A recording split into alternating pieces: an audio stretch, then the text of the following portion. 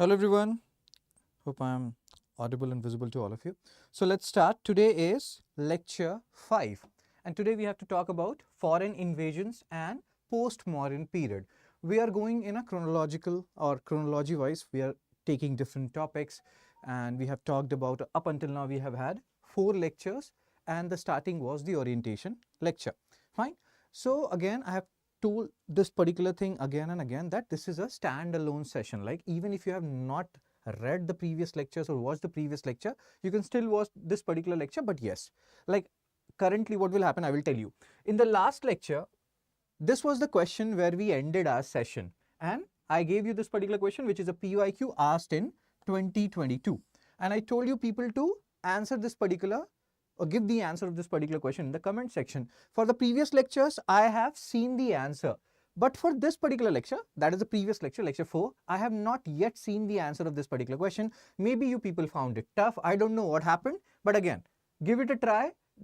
We have talked about this in the previous lecture regarding Ashokan inscription. 4 different types of inscription, 4 major demarcation of inscriptions: major rock edict, minor rock edict, major pillar edict, minor pillar edict. And in major rock edicts you have to know the location, and once you know the location, the 13 major rock edict inscriptions, you can read about it. Although as we have discussed in the previous lecture, they are in general moral signs, like we should respect shamanas, or we should not kill people or kill animals rather unnecessarily, and all those stuff. Dhammahamattas will be propagating dhammas. Nowhere it is written that it is a promotion of Buddhism. But again, there are debates about it. So this question, what according to you is the answer? People who have watched the previous video or people who have not even watched the previous video starting, or who are watching this particular video for the first time. If I ask you right now, what is the answer of this question? What will you say? Because you are watching it for the second time now. What is the answer? And then we'll move on and let's do it fast. Anyone who wants to say something about this particular question?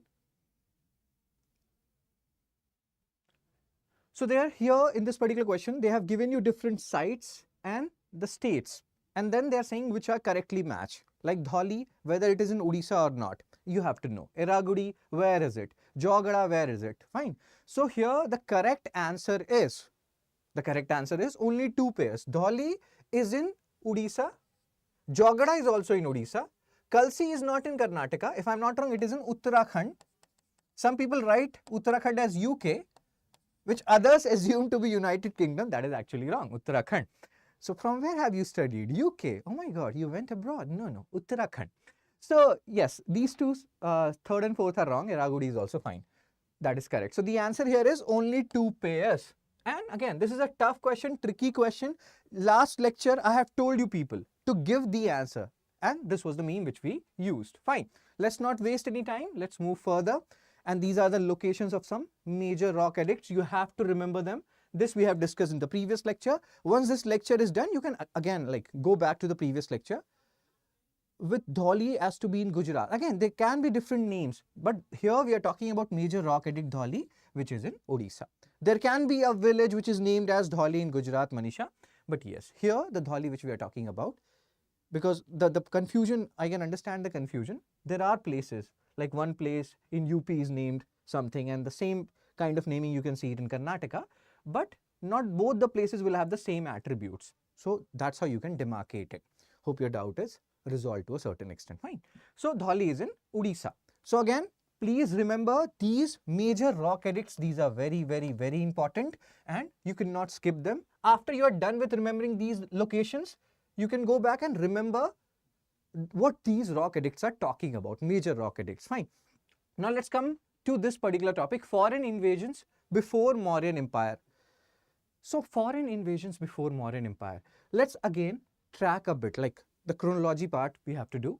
So we have talked about Stone Age, then we have talked about Indus Valley civilization or culture and Chalcolithic culture per se. And then we have talked about Vedic period, 600 BC.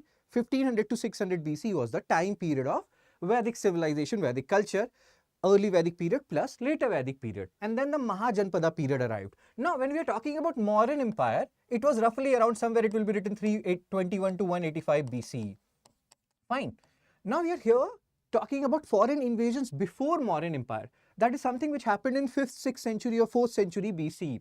here we'll be focusing on two major invasions. And what are those two major invasions? One is Achaemenian invasion, and other is Macedonian invasion. Achaemenian and Macedonian. So Achaemenian invasion is the invasion by Persian people, and then Macedonian invasion is the invasion by Greek people. So we have to understand these terms, only then we can understand the more tricky part, that from these Macedonians, Bactrians will come. Who are Bactrians? And there also, once you understand the chronology, from these Achaemenians, Shakas will come, Pehlavas will come. So everything is interrelated, and these terms are very, very tricky. Most of the people don't know much about it, so you should be knowing about it. Fine. So again, Iranian invasion, and here that is known as Achaemenid Empire or Achaemenian invasion. So please pay attention to the names here. Iranian invasion, and the ruler of this means Achaemenian Empire was, or the founder was Cyrus. You don't have to remember the name. I will tell you what are the areas where you have to focus on when we are talking about this particular period. And again, this is a tricky part because most of the people don't know anything about it. Anything means anything. So this is Achaemenid Empire, which at a particular point of time also included certain portion of India, which was northwestern part of India, and that was their Chhatrap. Chhatrap. Chhatrap is a word for province. This Chhatrap system will be later adopted by Shakas, who are in a way descendants of these Persians. Fine. So you have to remember these words. What are Chhatraps? What are Shakas? And then Pehlavas, we'll talk about it. So we'll talk about Northern Chhatrap of Shakas, whose center was Takshila. And then there was a Southern Chhatrap or Western Chhatrap, where they were ruling from Maharashtra. So we'll talk about all these things. Just hear it like a story. You will understand major portion of it. And again, I'm reiterating this part. This particular portion is somewhat unknown to most of the people. Most of the people, what they do is they focus on modern India. You will read about modern India, modern history, acts, etc. But UPSC is going more into the unexplored area. We have seen they have asked about Mongols a lot. They are asking about Mongols a lot. They are focusing on Sangam age a lot. So we have to talk about Sangam age. So again, unexplored areas, you have to read them because you never know from where UPSC will ask the questions. Yeah, so this Chhatrap system originated from Achaemenians, who are from Iran. So yes, it originated from them. So again, let's focus here. So Iranian invasion, which is also known as Achaemenian invasion, don't get confused here. So this Darius guy who came after Cyrus, he was the one who captured the present day areas of Sindh, Punjab and Northwest Frontier Province. And this, I think, I don't know whether I have discussed here or somewhere else. When you will read modern history also, you will read two terms, NWP and NWFP. Fine. So this is Northwest Frontier Province, which is NWFP, and then there is NWP, Northwestern Province. Both sound same, but they are different.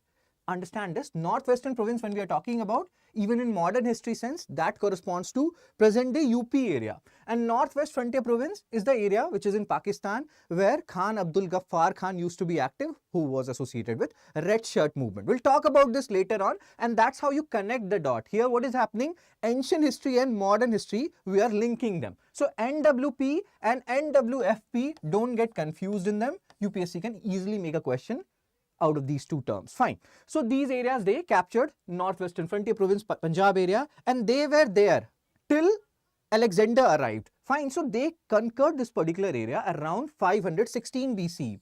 Alexander arrived in like 326, around 326 BC. So almost for 200 years, this particular area, which is like the current Punjab, Sindh, Northwest Frontier Province, Iranians were there. Fine. And then when Alexander will come, the Greeks will start settling there. And that's why you will see a very rich culture in this particular region. A rich culture, I will just tell you a simple example of it. When you go to this particular area, even Punjab, or when you see videos related to Northwest Frontier Province, you will see people, Pahadi people, different kind of people who have like different complexion, etc. So there you see a lot of intermingling in that particular region of which is currently, most of the portion lies in Pakistan, unfortunately. Fine. So again, they made this particular area a Chhatrap. Chhatrap means province. Please remember this. Chhatrap system, province system, started by Achaemenians, continued by Shakas, Pehlavas.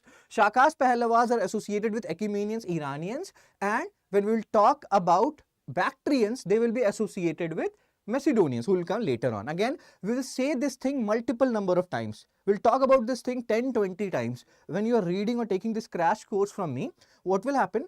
You will read so many things so many times that you will remember it. So just listen to it like a story. Fine.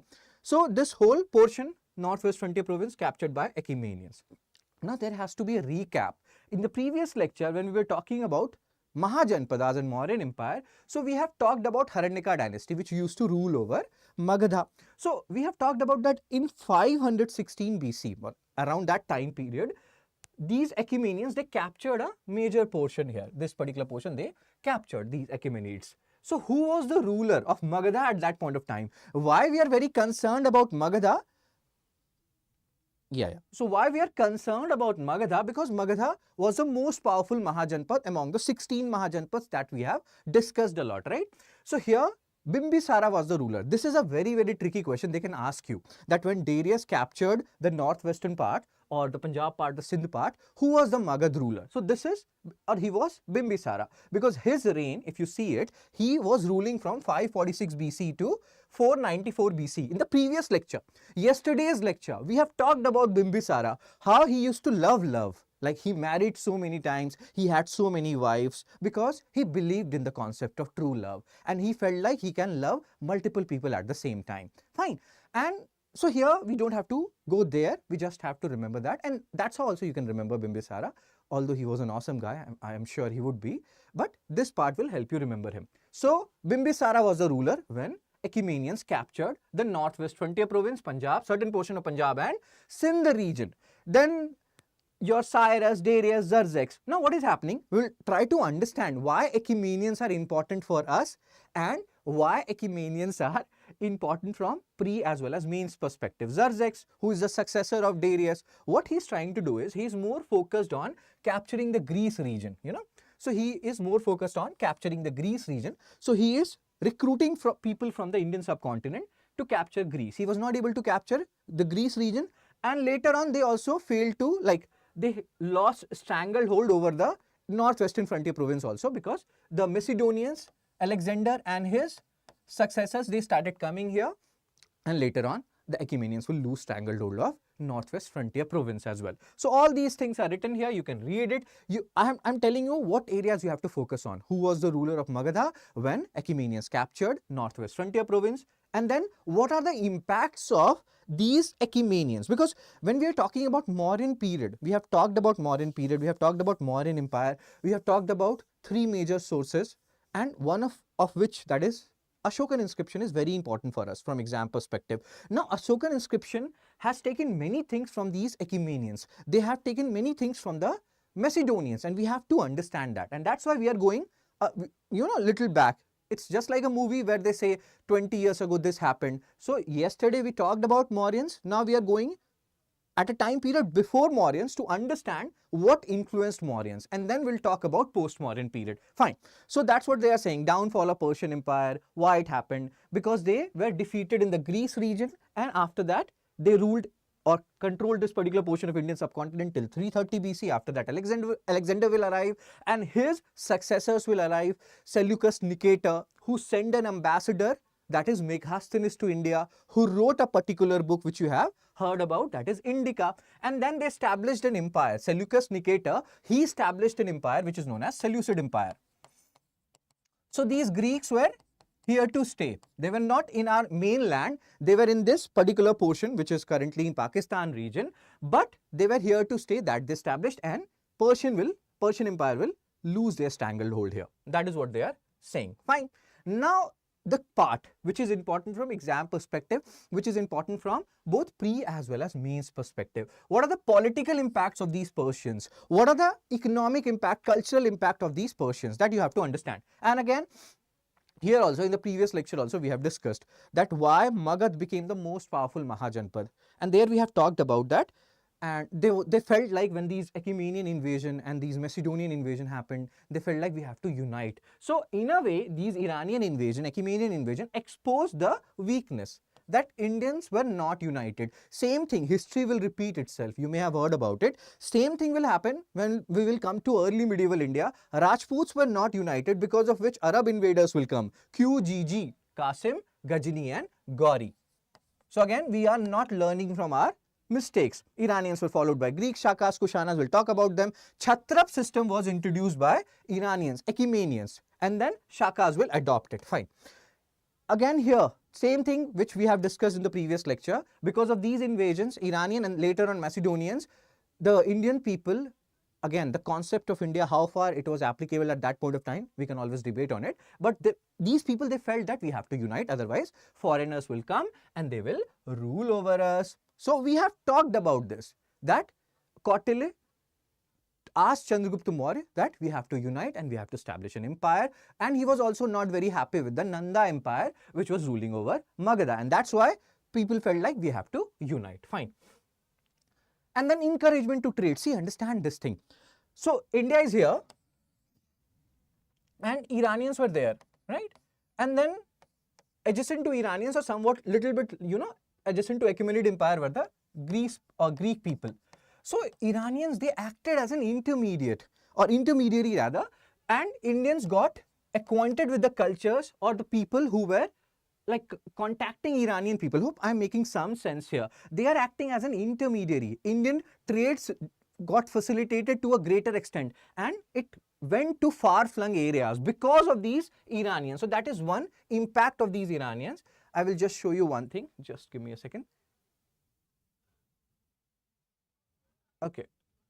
So yes, this whole thing, encouragement to trade, Indian ivory and teak, they went to far-flung areas because of these Iranians. Because Iranians contacted us, Iranians were in contact with Greek. Because of this, Indian clothes, Indian ivory and teak, they went to far-flung areas. Fine.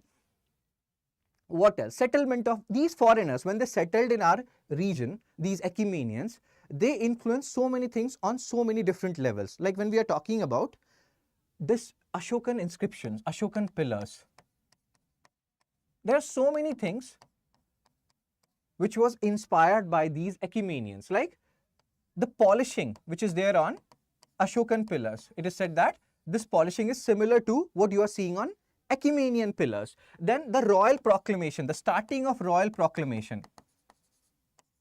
Starting of royal proclamation. What does that mean? That let's say any inscription he is writing, Devanam Piya Piya Dasi Ashoka, he is writing certain inscriptions. So there he is saying that I want my citizen to do this and that. So starting of royal proclamation is also very similar to what Achaemenian rulers used to do. So again, polishing, starting of royal proclamation, use of lotus, etc. All these things are very similar to what Achaemenian pillars showed. But there were differences also. Like these are some similarities. What were the differences? Generally, if we talk about, and if I take a differences part, so let's say what are the differences between Achaemenian art and Ashokan art or Mauryan art. So first major differences, generally if you see Achaemenian pillars, they stand on a base. So Achaemenian pillars, AP, if we talk about, they stand on a base. But Ashokan pillars, that is also AP actually, you can easily get confused. So this is about Iranian people. So they had a base, we did not have a base. Like inverted lotus used to be the base of these Achaemenian pillars. We were standing on the surface, there was no such base as such.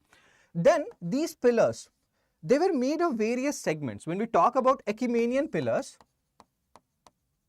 please understand the similarities and differences. A direct question can come in pre as well as mains, and this will be one of the toughest questions which they will be asking you. So if we talk about Achaemenian pillars per se, so they were made of different segments. So let's say there is one pillar, it will be made of different segments. But Ashokan pillars, if we talk about Ashokan pillars, it was standalone, or it was monolithic rather. It was monolithic, made of a single stone. If you have one single pillar, it is made of one single stone. It is monolithic. Different segments are not there in Ashokan pillar. Fine. Third difference is, generally these Achaemenian pillars, they're part of some grand scheme or function. Some function is happening and that's why they have made these Achaemenian pillars. But again, Ashokan pillars are standalone. It's not like they're part of some grandiose or verbose thing, something like that. No. They are standalone architectures, and generally inscriptions are there on these pillars, and these are proclamations, royal proclamation, where Ashoka is trying to say something to his subjects. So please understand these same but different things. What are the similarities between Achaemenian art and Mauryan art, what are the differences between Achaemenian art and Mauryan art? If UPSC frames a question on this in pre, most of the people will get it wrong if they don't know about it. Fine. So that's what they are saying here. Indian traders and merchants, they went to different places, and then settlement of foreigners on Indian soil. All these people, they came, they mingled with us, and later on also, when we will talk about Macedonians, they will come and they will influence Gandhara school of art. When we'll talk about Buddhism and different schools of art, so Gandhara school of art, Mathura school of art, Amaravati school of art, we'll do a comparative analysis. This Gandhara school of art is heavily influenced by Achaemenian and Macedonian art. So again, that also you have to keep in mind. So again, they mingled, and that's why this area also, Northwest Frontier Province area, is very rich culturally. And I so wish, and I think many of you also wish, that it should have been a part of our country rather than most of that part going to Pakistan. But again, what can we do? Or can we do something about it? Again, let's not go there. I don't know. Maybe some people in Pakistan also watch my video. So again, with due respect, yesterday I showed a meme where Mughal painting was there of a Pakistani fielder dropping a catch. That was just a joke. I love every country. Internationalism. Rabindranath Tagore used to talk about internationalism. We are all supporting internationalism. Vasudhaiva Kutumbakam. Whole world is one family. A question for you people. Vasudhaiva Kutumbakam is there in which particular Upanishad? Like we have talked about Upanishad and this and that. So this is your homework. Please do it. And if you know it, then you can post it in the comment section, or you can tell me. Even if you know it right now, you can tell me in the chat box. Fine. So art and architecture, the same thing they are saying, that Mauryan ruler adopted certain Persian ceremonies and rituals. Mauryan art, we have talked about this, Ashokan pillar. The polishing of Mauryan pillars, that's what we were discussing. The similarity, the polishing of Mauryan pillars resemble Achaemenian pillars to a great extent. Then again, they will talk about this polishing. You will be like, sir, what polishing? It looks so rugged and what? Again, dude, this is not like 15 days old. This particular architecture is, how many years old? You know, more than 2000 years old. So you have to understand, it's not like this is so new and you can see the whole polishing and everything. But again, understand this. The Aramic form of writing, that led to, now here understand one thing, most of the people get confused. That's what is the difference between like Aramic writing, Kharoshthi script? Understand it via this. Hindi is a language. It is written in Devanagari script. So Hindi is a language, the script is Devanagari. Fine. Similarly, Kharoshthi is a script and the language is Aramic, which these people, the Iranian people, knew. And that's why when Ashoka, he made these inscriptions in Northwest Kandhar region, Sabahas, Gadi region, again, go back to that particular map and see these locations, you will realize, okay, Darshana has given the answer, Maha Upanishad. Now the next question is, Vasudhaiva Kutumbakam is there in Maha Upanishad. Maha Upanishad is a part of which particular Veda? Fine. So let's focus here. Kharoshthi script is the script in which, which use Aramic form of writing is written using Kharoshthi script, just like Hindi language is written using Devanagari script. And that's why when Ashoka made his inscription or pillars in the northwest, he used this Aramic form of writing also, because he was catering to Iranian audience as well. Although the Achaemenian Empire, it declined, but it's not like all the people will left at once. People will be there. Zoroastrianism, that religion also got influenced by Buddhism to a great extent, and it also influenced Buddhism to a great extent, Zoroastrianism, and I think you call them Parsi people. Have you heard about Parsi people? So you can even trace their origin back, like Parsi people started settling in India. Parsi means Iran. Started settling in India around this 500 BC, 400 BC period, and they kept on settling here. It is said about Parsi people and Jewish people, you may have heard about it, that they got persecuted. Sham Veda, Darshana is saying. Other people do cross-check it. So it is said about Parsi people, Jewish people, that especially Jewish people, that they got persecuted, executed anywhere and everywhere in the world except India. And again, there is a question for you. We talk about minorities in India. There are 6 minorities. If I'm not wrong, Parsi is also one of them. So which country has largest population of Parsis in the world? They are very rarely found in Iran now. Most of them have moved on from there. So you have to find out which country has largest population of Parsi in the world and which is the second largest country. Pakistan will be first or second. You have to check and you have to tell me. Fine. So Zoroastrianism religion, it got impacted by Buddhism, Buddhism impacted Zoroastrianism, all these things happened, and that's what they are saying here. style construction, the opening line of these Ashokan inscription, we have talked about it, that is also very similar to Ecumenian inscriptions. And interchange of Indian culture, the features, impact of Buddhism on Zoroastrianism. And again, can you tell me any famous Parsi person? Like we are talking about Iranian culture, Ecumenian culture, we are talking about Parsi people, Zoroastrianism. This is actually a tongue twister. Any famous Parsi you know? Anyone? Found mainly in Mumbai. Very good, yaar. Any famous Parsi?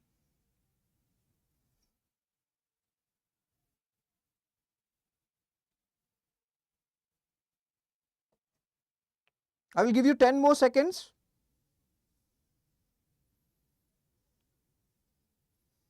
Tata. Very good, Darshana. Boman Irani is also one famous Parsi. So you can say that they all have traced their origin, like origin to these Ecumenian invasions. So that's what they are saying. Fine. So again, these Persian people, they acted as a catalyst between Indian and the Greek culture. As we have just discussed that earlier, we and the Greek people, our millen or the meet was incomplete. Persian completed us. Persian made us interact with each other. Like these two guys are interacting with each other, where this is Indian and this is Greek. And who is acting as an intermediary? Iranian people, or you can say these are Macedonians. And Ecumenians will act as an intermediary. And then when later on these Ecumenians will come and meet us, we will not feel that awkward, even if you are an introvert. Are you understanding what we are trying to deduce via this very meaningful meme or a song? I think this is one of your favorite movie, Vivah. So this whole milan or the meetup between Indian and Greek people, that was completed by these Ecumenian people or Persian people. Did you understand this? Can we move on, bro? India has the largest Parsi population in the world. Very, very good. And I think Pakistan has the second largest Parsi population in the world. Cool.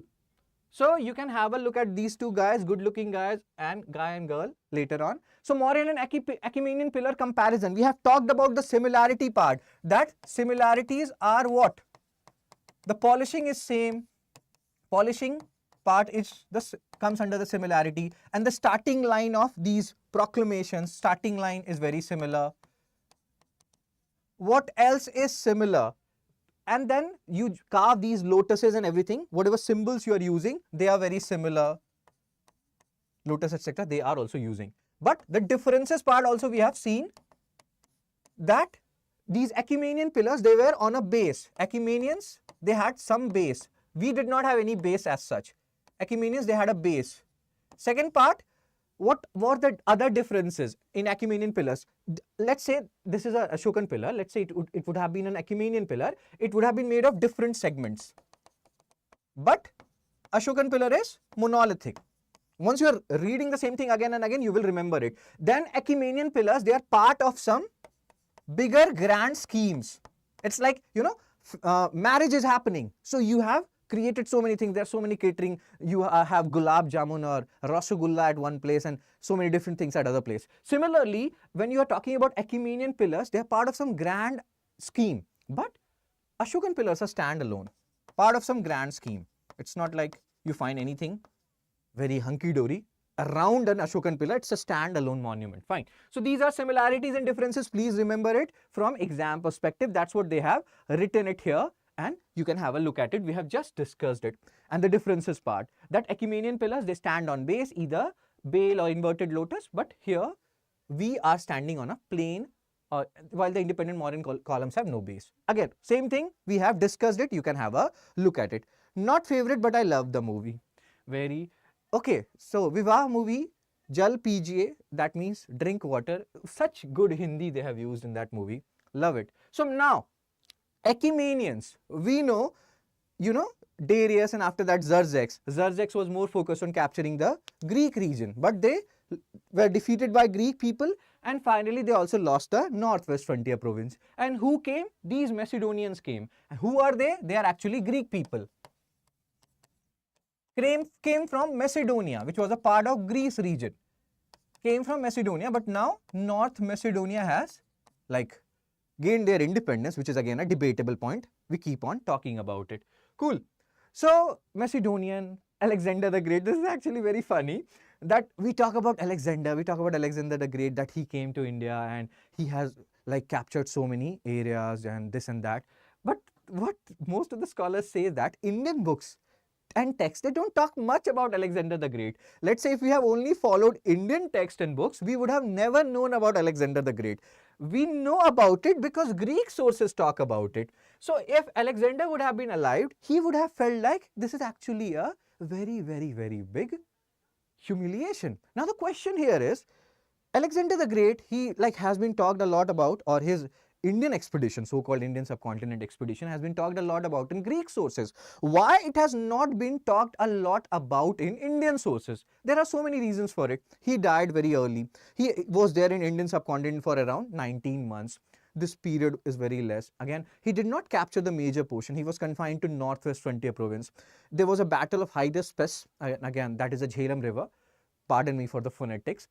And where he fought Raja Puru or something, and he defeated him. And then once the army of Alexander reached the Beas River, the soldiers were like, we will not go any more further. And he had a faulty map, Alexander.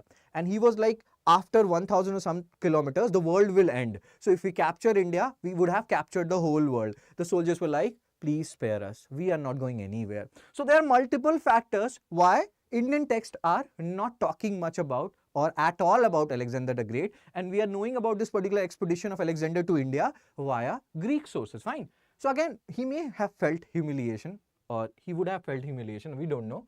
But again, that is actually a sorry matter. So what we have to remember? Do we have to remember the whole, from where he came, where did he eat his poha and all those stuff? No, no, no. You don't have to remember much. Just remember this Hydaspes. Again, how do you pronounce it in English phonetics? You can pardon me for that. This battle happened between who? Porus and Alexander. Now the point here, or the important fact here from exam perspective, is this particular Hydaspes refers to which river? Jhelum River. This is important, very, very, very important. So you have to remember this. Then he was very proud of Porus. He gave him his Chhatrap and etc. That's fine. That's good for the stories. But here we are for cracking UPSC pre-2025. So you can just read it as a story and then forget about it.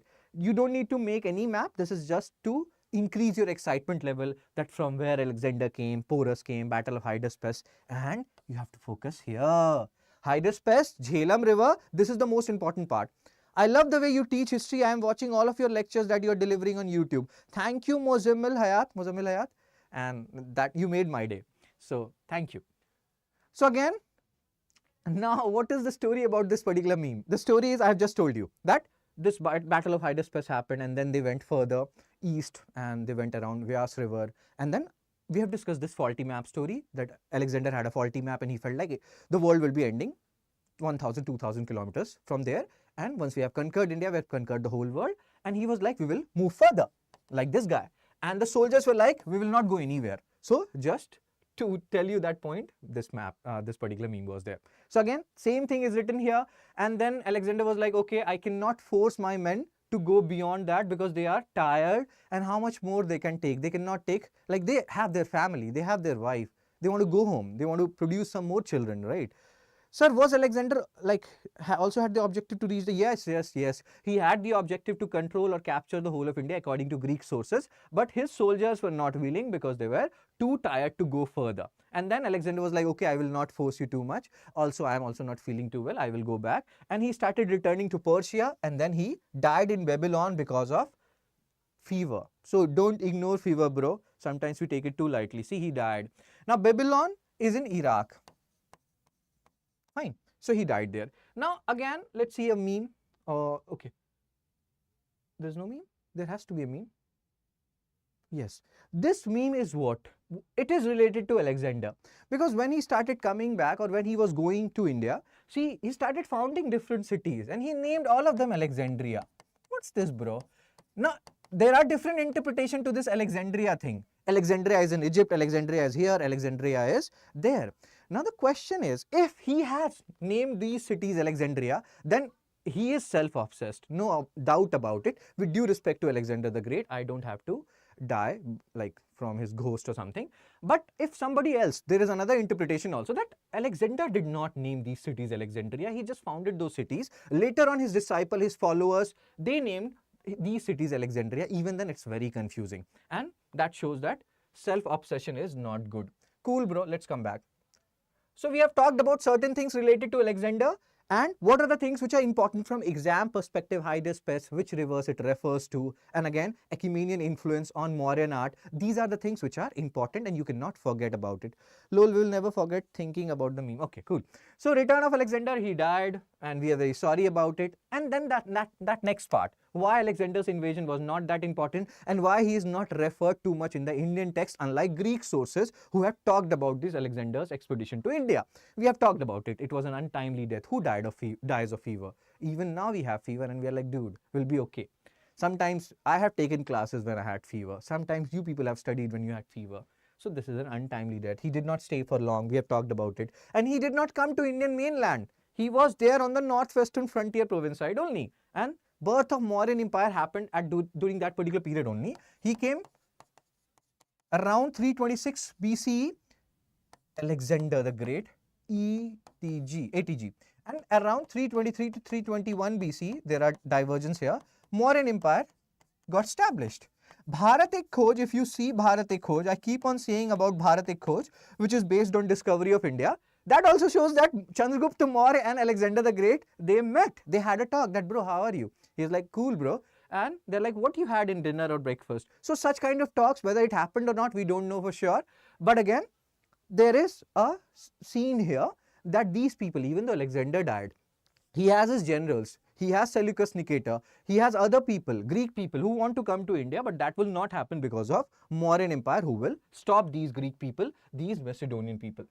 Fine, then again, just like we have talked about Achaemenian invasion and its impact, we have to talk about Macedonian invasion and their impact. Political unity, we have to unite, otherwise these foreigners will rule over us. That led to the establishment of Mauryan Empire. Commercial impact, we got connected to, like these Achaemenian people, Iranian people, that led to indirect contact. Now we are directly contacting with these Greek gods, and that's how Hrithik Roshan was born. Because Hrithik Roshan is who? He is Greek god? No, that's a joke.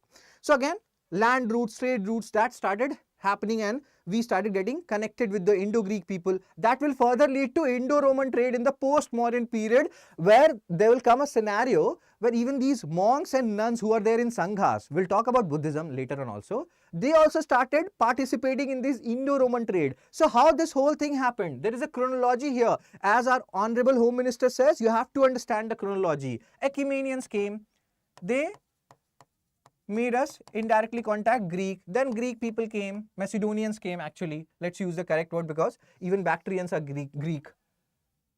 So these people come, these Macedonians, we started directly dealing with these Greek people, and then finally after that, after some point of time, Indo-Roman trade will happen. So all these things are linked, everything is happening in a chronological manner. We are getting connected and connected to rest of the world. Fine. And again, foundation of Greek states and cultural impact, we have talked about it, that these Greek people, it's not like Alexander died and they will go back to their home, that we have to go home, we have to eat our litti chokha. No.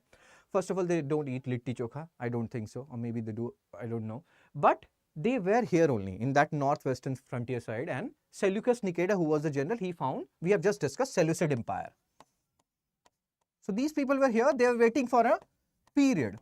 And since they settled in the Bactria region, which is currently in Afghanistan, later on these Greek will be called as Bactrians. Why they are called as Bactrians? Because they settled in the Bactria region of Afghanistan, but they had a Greek origin. So sometimes they are also known as Bactrian Greeks.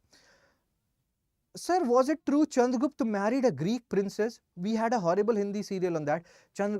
Those days, people used to marry a lot because let's say they get bored. They cannot do Netflix and chill, or they cannot do anything other stuff. Forget I said that. So they had to marry, and like we have seen with Bimbisara, he married this and that. And sometimes when they have to do friendship, he's like, okay, let's do friendship. I will marry your daughter. So these things are very common, Manisha. Marriage happens a lot. It's not like right now that monogamy. In fact, when you read, on a serious note, if you read the book called Sapiens, by Yuval Noah Harari. I love that book. I have not yet completed that book because that book is huge. So you will read about monogamy and polygamy, and there he talks that humans are like not meant to be monogamous. Again, don't take me the other way. I like I don't go there. I am independent of all those thoughts. I have no independent view on that. I'm just telling you what Yuval Noah Harari says in Sapiens. He says that humans are not meant to be monogamous. Monogamy is thrusted upon humans. And he has given a lot of examples from a lot of different civilizations. You can have a look at it. That does not mean that you people all have to be polygamous or you will cheat on your relationship. I'm just giving you one interpretation. So again, Manisha asked whether they married or not. That was a common thing at that point of time. If you people are given a chance, you will also have multiple wife or husband. But again, society has forced some things on us. Again, let's focus here. So I struggle with history the most in CSE preparation. Can you suggest, sir, what can I do apart from attending your session, particularly for prelims? I have like discussed this, Muzammil. One thing which you have to do is follow these lectures like wholeheartedly, watch it 2-3 times, you will remember all the things, and then solve some mocks. And I have given a timeline also that from 20th March to 20th May, you have to solve 60 mocks, 60 FLTs, 60 full length test. Every day 9:30 to 11:30, and then whatever things you are getting in addition to all these lectures, you can add these in your notes. That's it. And if you do 60 FLTs, one common query which I generally get when I say do this, most of the people do this who clear prelims, most of the people. So when I say do this, most of the people are like, sir, FLTs have not come of different organization. How can we solve it? Bro, solve previous year FLTs. What will happen? Only the current affair part will be little stale. Everything else will be, the static portion will be there. So if you're not getting enough FLTs from the current coaching institutions, if they have not come up with the full FLTs, solve the previous year FLTs. There are enough institutes, there are enough FLTs. So don't give that excuse. But from 20th March to 20th May, means solve 60 FLTs. Then there is another question, which institute FLTs we follow. There you can follow FLTs from 2 institutes, whatever institutes you know. One, for gauging your rank, one should be paid, if like that would be preferable, so that you can get, means see what is your rank. And second, you can download from any group or channel or TELEGR blah blah blah. You can get so many free test series also. So again, 2 test series you can follow and give 60 FLTs, you will crack. Just follow this and do this. That's it. Nothing more than that. Yeah, we'll not talk about this. So again, these Greek states were, like we are talking about the Macedonian invasion and its impact, just like we have talked about Achaemenian invasion and their impact. Gandhara School of Art. Now let's talk about certain things. Oh my God, I need a map. Okay, so let me just tell you something. So when you talk about Buddhism and its art form, you talk about Gandhara School of Art, you talk about Mathura School of Art, you know, and Amaravati School of Art. Let's say I make something like, here I write Gandhara, and then I write Mathura School of Art. This is also very important from exam perspective. And then Amaravati School of Art. Gandhara, Mathura and Amaravati School. Fine. So if you again make a map, it doesn't matter what map you are making, just simple map. So let's say here you have Amaravati, which is in Andhra Pradesh. Amaravati. So let's say here you have Mathura, which is in current UP region. Fine. And let's go somewhat further up and you have Gandhara in northwestern region, Pakistan region. So what are the major differences when a question comes in pre or mains? So you can make a map, make a better map than this, what I have made here. This is just a rough draft. Fine. So then you can talk about Gandhara, Mathura and Amaravati, that it was in northwestern region, Mathura is in UP and Amaravati is the current day, means Andhra Pradesh region, etc., etc. And again, what else you can talk about? In Gandhara School of Art, Buddha was shown in anthropomorphic form. Anthropomorphic form. Same with Mathura School of Art. So in Amaravati School of Art, they were also shown in anthropomorphic plus symbolic form. Symbolic form means, what happened here? Oh, everything got disappeared. Cool. Let me write it again and let me use a different. Oh, this is here. So Gandhara, Mathura, Amaravati. So Gandhara School of Art, anthropomorphic form, Buddha was represented like a Greek god, like Hrithik Roshan, or even better than Hrithik Roshan, because Buddha is revered as God and Hrithik Roshan is not actually a Greek god. That is just a mnemonic given to him.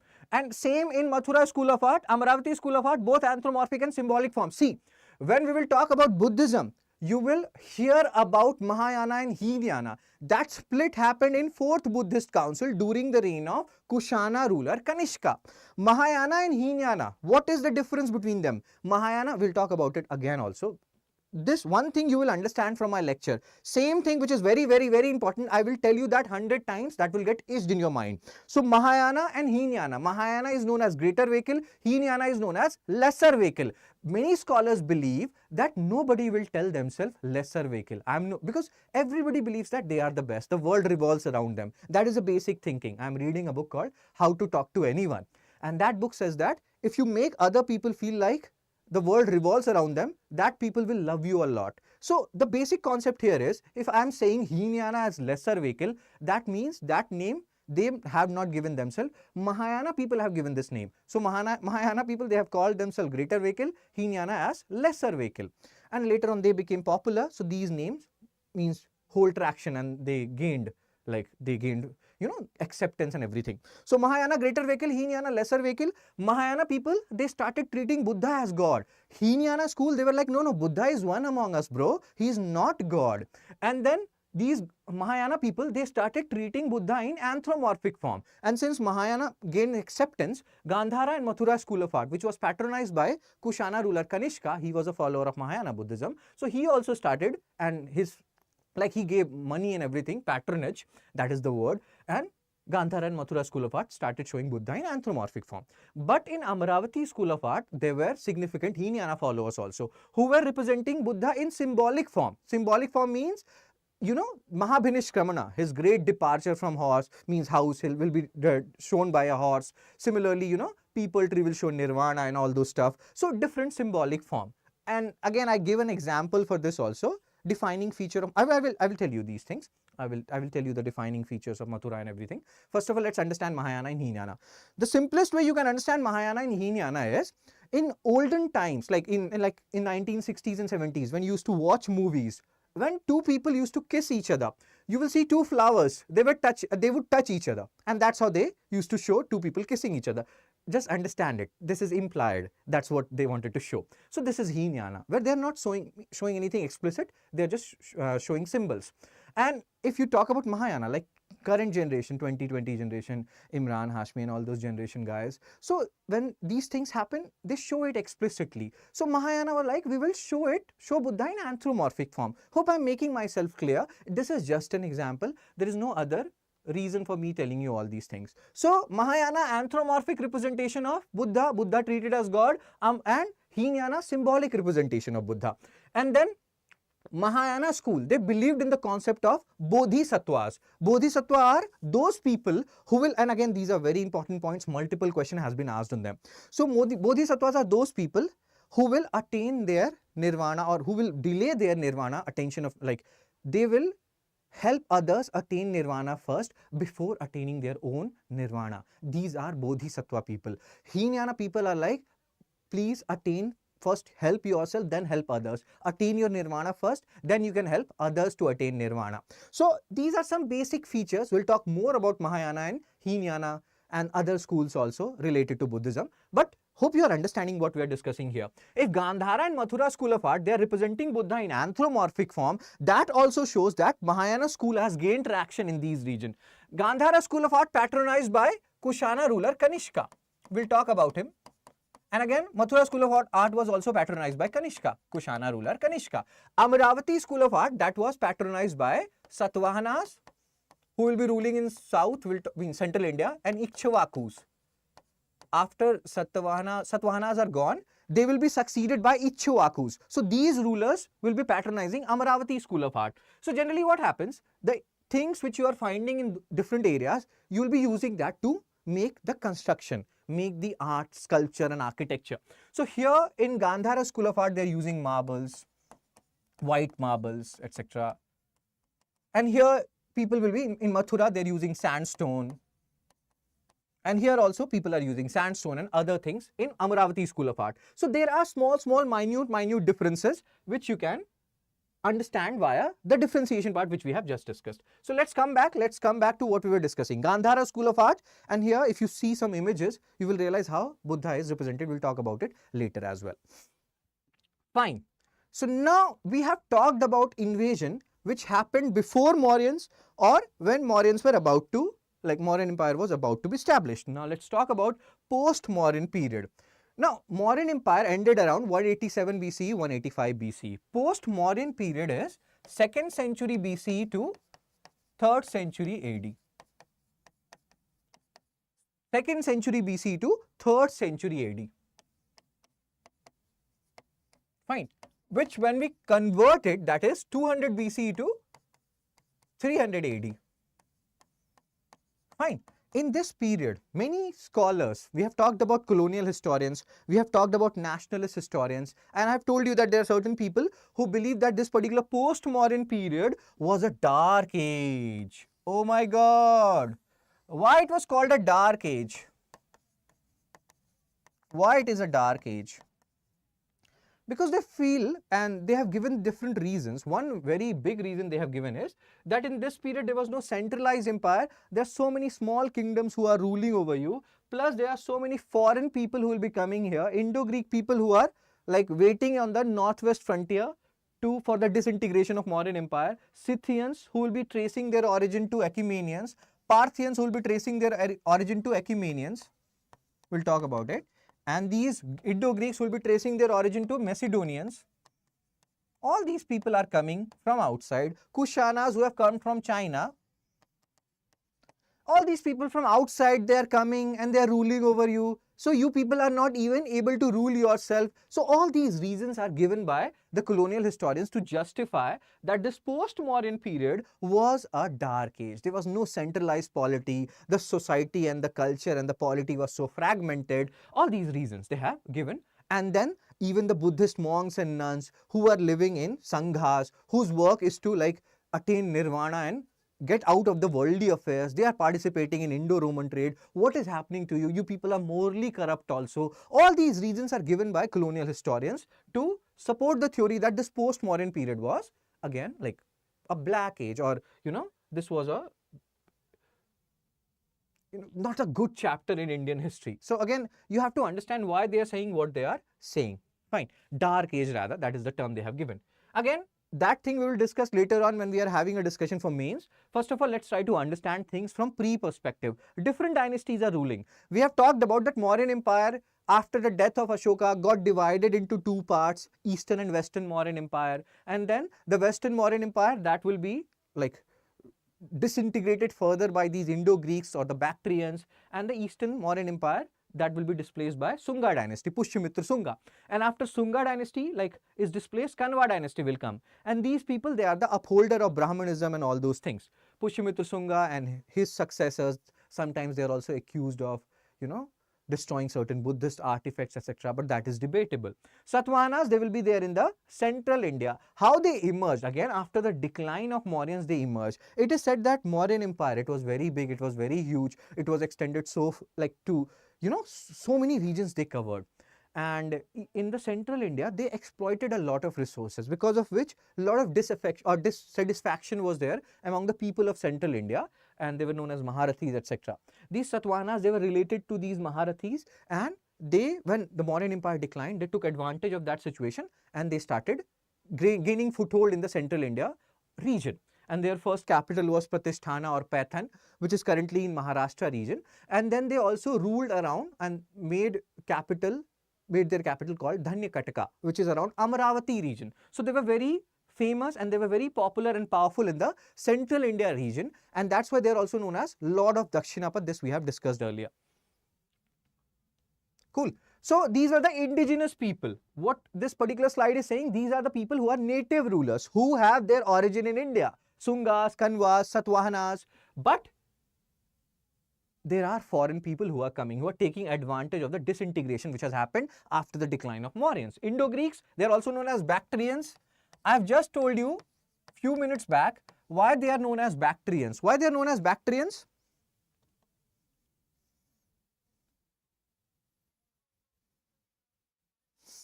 Why they are known as Bactrians?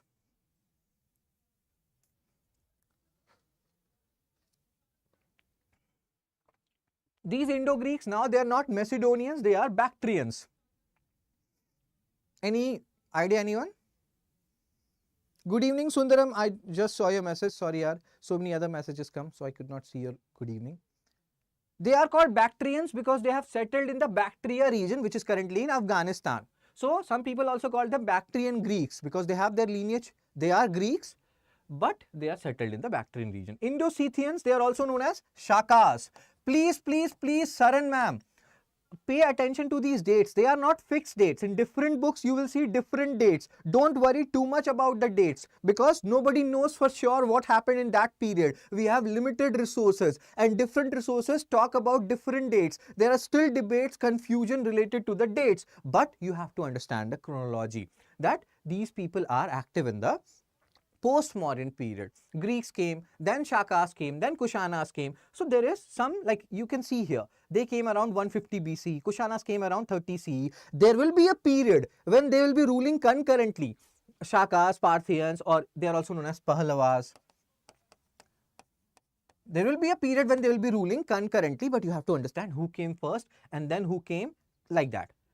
Don't worry too much about the dates. Nobody knows for sure what happened at which particular period, what is the exact date. Fine. Now let's focus here on this map. So what we have discussed, Alexander, he died in like Babylon, Iraq. He had a journal called Seleucus Nicator. This we have discussed in the previous lecture. He sent an ambassador called Megasthenes who wrote Indica. He established his own empire, which is known as Seleucid Empire, Seleucus Nicator. Fine. So initially these Parthian people and these Greco-Bactrian people, again these people who are the the Macedonians, the erstwhile Macedonians, they are there and they were a part of Seleucid Empire. But again, everything which goes up has to come down. So there is a period, or there will be a period when Seleucid Empire will become weak and Parthians and Greco-Bactrians, they will announce their independence, and that's how they will form their different Kshatraps and provinces. Fine. And here you have Scythians, who are also known as Shakas. Although they are related to Parthians, they are all Iranian, of Iranian origin, but they are somewhat little far apart when it comes to their different region. And after a certain point of time, they all will coincide here. These all people, the Parthians, who are also known as Pehlavas, you have to look at this map very minutely. You may have seen this map earlier, but sometimes you don't pay attention to these maps. You have to pay attention to these maps.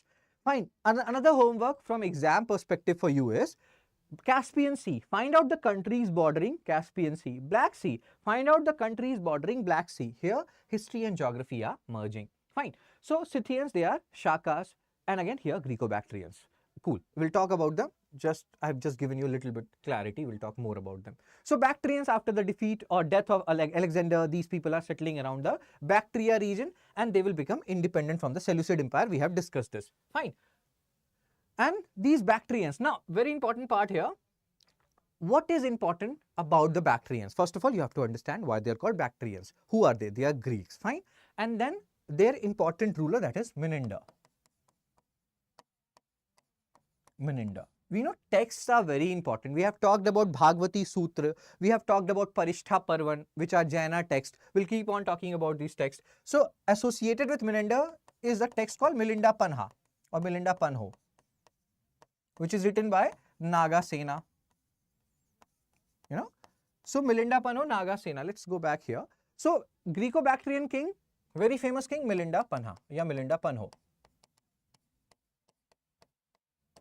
He is also known as King Menander. And he has been discussed in this Milinda Panho, which has been written by Nagasena. UPSC has asked a question on this in UPSC 2023 or 2024. Who wrote Milinda Panho, etc. So here he is asking from Nagasena, who is a Buddhist, about Buddhism, etc. So you have to also remember that Menander, he belonged to which particular kingdom? Like we have talked about a ruler called Rudradaman. When we have talked about sources, there was a lecture on sources which we have done earlier, Rudradaman. So Rudradaman belonged to which dynasty? This guy, Rudradaman, belongs to which dynasty? Any idea? We have talked about him when we have talked about sources, and that too archaeological sources. Rudradaman.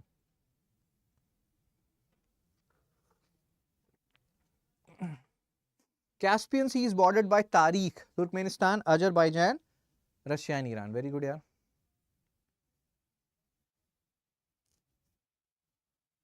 Rudradaman. He is a Shaka ruler. Girnar, Junagadh inscription. Do you remember? So that's how you will understand what you have to understand here. You means what you have to remember and what you have to keep in mind. Because there are so many things. I can teach 10 days on these kingdoms. But we have to understand what UPSC is focusing on, what areas we have to focus on. They can ask you, they can give you these names. They can give you Rudradaman, they can give you Menander, and then they can give you Gondophares or Gondophares, I will talk about him, who he is. And then they will give you different dynasties. And then they will tell you which of the following are correctly matched. So you have to remember these names, which dynasty they belong to. You don't have to do PhD on these dynasties. Remember the names. Shaka ruler Rudradaman. He is very important. He is associated with Girnar or Junagadh inscription. Fine. So Shakas. So here these Bactrians are there. Milindapano, Menander. And when we are talking about Shakas, let me just erase this map. So there will be a time when they are ruling, or they have two major Chhatraps. Let me use another map here. Fine. So let's see this map. So this map we have already seen. We have an idea about it. So what will happen here? Pay attention. After a certain point in time, like if we talk about, there are three major actors here in post-Mauryan period, the foreign invasion after Mauryan Empire. One is Scythians, second is Greco-Bactrians, third is Parthians. Fine. Among these three players, the one player which is very important for us from exam perspective is Scythians or Sakas. Thank you, Manisha. Keep on doing these active recall thing. So these Shakas, they have their Nadan Chhatrap. This is their Nadan Chhatrap, Nadan province. Nadan Chhatrap. Fine. Nadan Chhatrap centered at Takshila. Then this is their Western Chhatrap. Some people also call it Southern Chhatrap, where they were focusing on this area, Gujarat and Maharashtra region. Fine. Ujjain, Beri Gaja, which is also known as Bhrigu Kacha. So please remember it, Beri Gaja, Bhrigu Kacha, and these are port towns. So Nadan Chhatrap, after a certain point of time, this Nadan Chhatrap will be taken over by Parthians. Parthians will capture this Nadan Chhatrap of Sakas. But this Western Chhatrap, they will hold it. And please understand this. The more map you see, the better you will become. What we have discussed, or what we will discuss later on also, that Satavahanas are active here. Satavahanas, we have talked about it, that they are in the central India. So they are active here in this particular region. And they have their capital Paithan in Maharashtra. So see, Shakas are active in Maharashtra. Now even Satavahanas are active in Maharashtra, Andhra Pradesh, modern day Andhra Pradesh region. So these Shaka people, they will be fighting with these Parthians, these Greek on the northern side, and here on the Western Chhatrap side or Southern Chhatrap side, they will be fighting with Satavahanas. So there will be a Shaka ruler whose name will be Nahapana. Rudradaman, you know. There will be a ruler called Nahapana who will be a Shaka ruler. He is a very famous Shaka ruler. He will continuously fight with a Shatvahana ruler whose name will be Gautamiputra Satkarni. Gautamiputra Satkarni. And that you have to remember. And here you will hear about the concept of overstruck coins.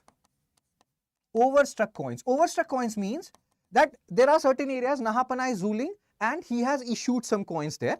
And then Satvahana ruler Gautamiputra Satkarni will defeat him and he will start ruling there. Now he is not issuing any new coins. On the old coin only he is striking his symbol. That is overstruck coins. That shows hostility. When you see overstruck coins anywhere and everywhere, or wherever you are seeing it, that shows a certain amount of hostility. Among other things, it also shows hostility, or the rulers are changing very fast, or the rulers are not getting time to issue new coins. So please keep these things in mind. Like Rudradaman, you will remember it. Nahapana also remember. And then there are so many things. Satavahanas, they are the upholder of Brahmanism, or they support like Brahmanism. They support upholding the Varna structure. Brahman, Kshatriya, Vaishya, Shudra. And they are like Brahman should marry Brahman, Kshatriya should marry Kshatriya. I am not saying it, NCERT says it. And then NCERT also asks questions that do these laws apply to kings or do these laws apply only to the general subjects? Because if they are very sure and if they are very like, you know, they want to apply this, they should first apply on themselves. You may have heard about it. If you want to become a true leader, practice what you preach. And then there is a debate related to it, that did Satwahanas actually practice what they preach? They are upholder of Brahmanism, etc. They are saying that we should uphold the Varna system. But Satvahana, will hear about it, that Gautamiputra Satkarni's daughter was married to, Gautamiputra Satkarni's son, Vasishtiputra Pulamai. He was married to Rudradaman's daughter. And Rudradaman, he is a Shaka ruler. Shaka people are outsiders. And NCERT says that these people were considered as Malech. You may have heard this word now also, outsiders, outcast. They are not even considered in the fourfold Varna system. They are Malech. On one hand, Satvahanas are saying that we have to uphold the Varna system. Brahman should marry Brahmans, Kshatriya should marry Kshatriya, and Vaishya should marry Vaishya, and Shudra should marry Shudra. Then how come they are marrying their son to a Malech? So again, NCERT asks a lot of questions. You should be knowing about it. That these things, if NCERT is saying this, means sometimes rulers do not or did not believe in practicing what they were preaching, and that used to happen. That still happens these days also, so we have to be very mindful about it. Let's go back, bro. We have some idea about certain things now. So let's deal with it. So again, the Bactrians we are talking about after the death of Alexander. These people, they settled in this region, they became independent, we have talked about it. And see the maps. The more map you see, the better you will become. What is important from Bactrian perspective? This guy, Menander. He was Indo-Greek ruler, and Milinda Panho is one of the favorite books of UPSC. PYQs after PYQs has been asked on Milinda Panho. Who is the author? Nagasena. Nagasena is who? He is a Buddhist, monk. Where is Nagasena? Nagasena. He is a Buddhist author. And here again, just like Akbar used to have his discussion in Ibadat Khana, what is the purpose of life? What does your religion teach? Here, Menander is having a talk with Nagasena related to what is the purpose of life? Why are we here? And should I become a Buddhist or not? Yeah, Malech is a derogatory term. Cool. So please remember Menander, he is a Indo-Greek ruler. Then again, these Bactrians, they, like earlier we have talked about punchmark coins, and punchmark coins were made of what? Punchmark coins, they were made of what? Which metal? Please post it in the comment section.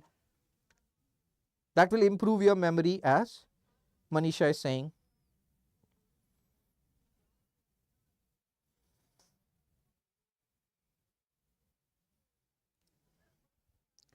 Punchmark coins, they were made of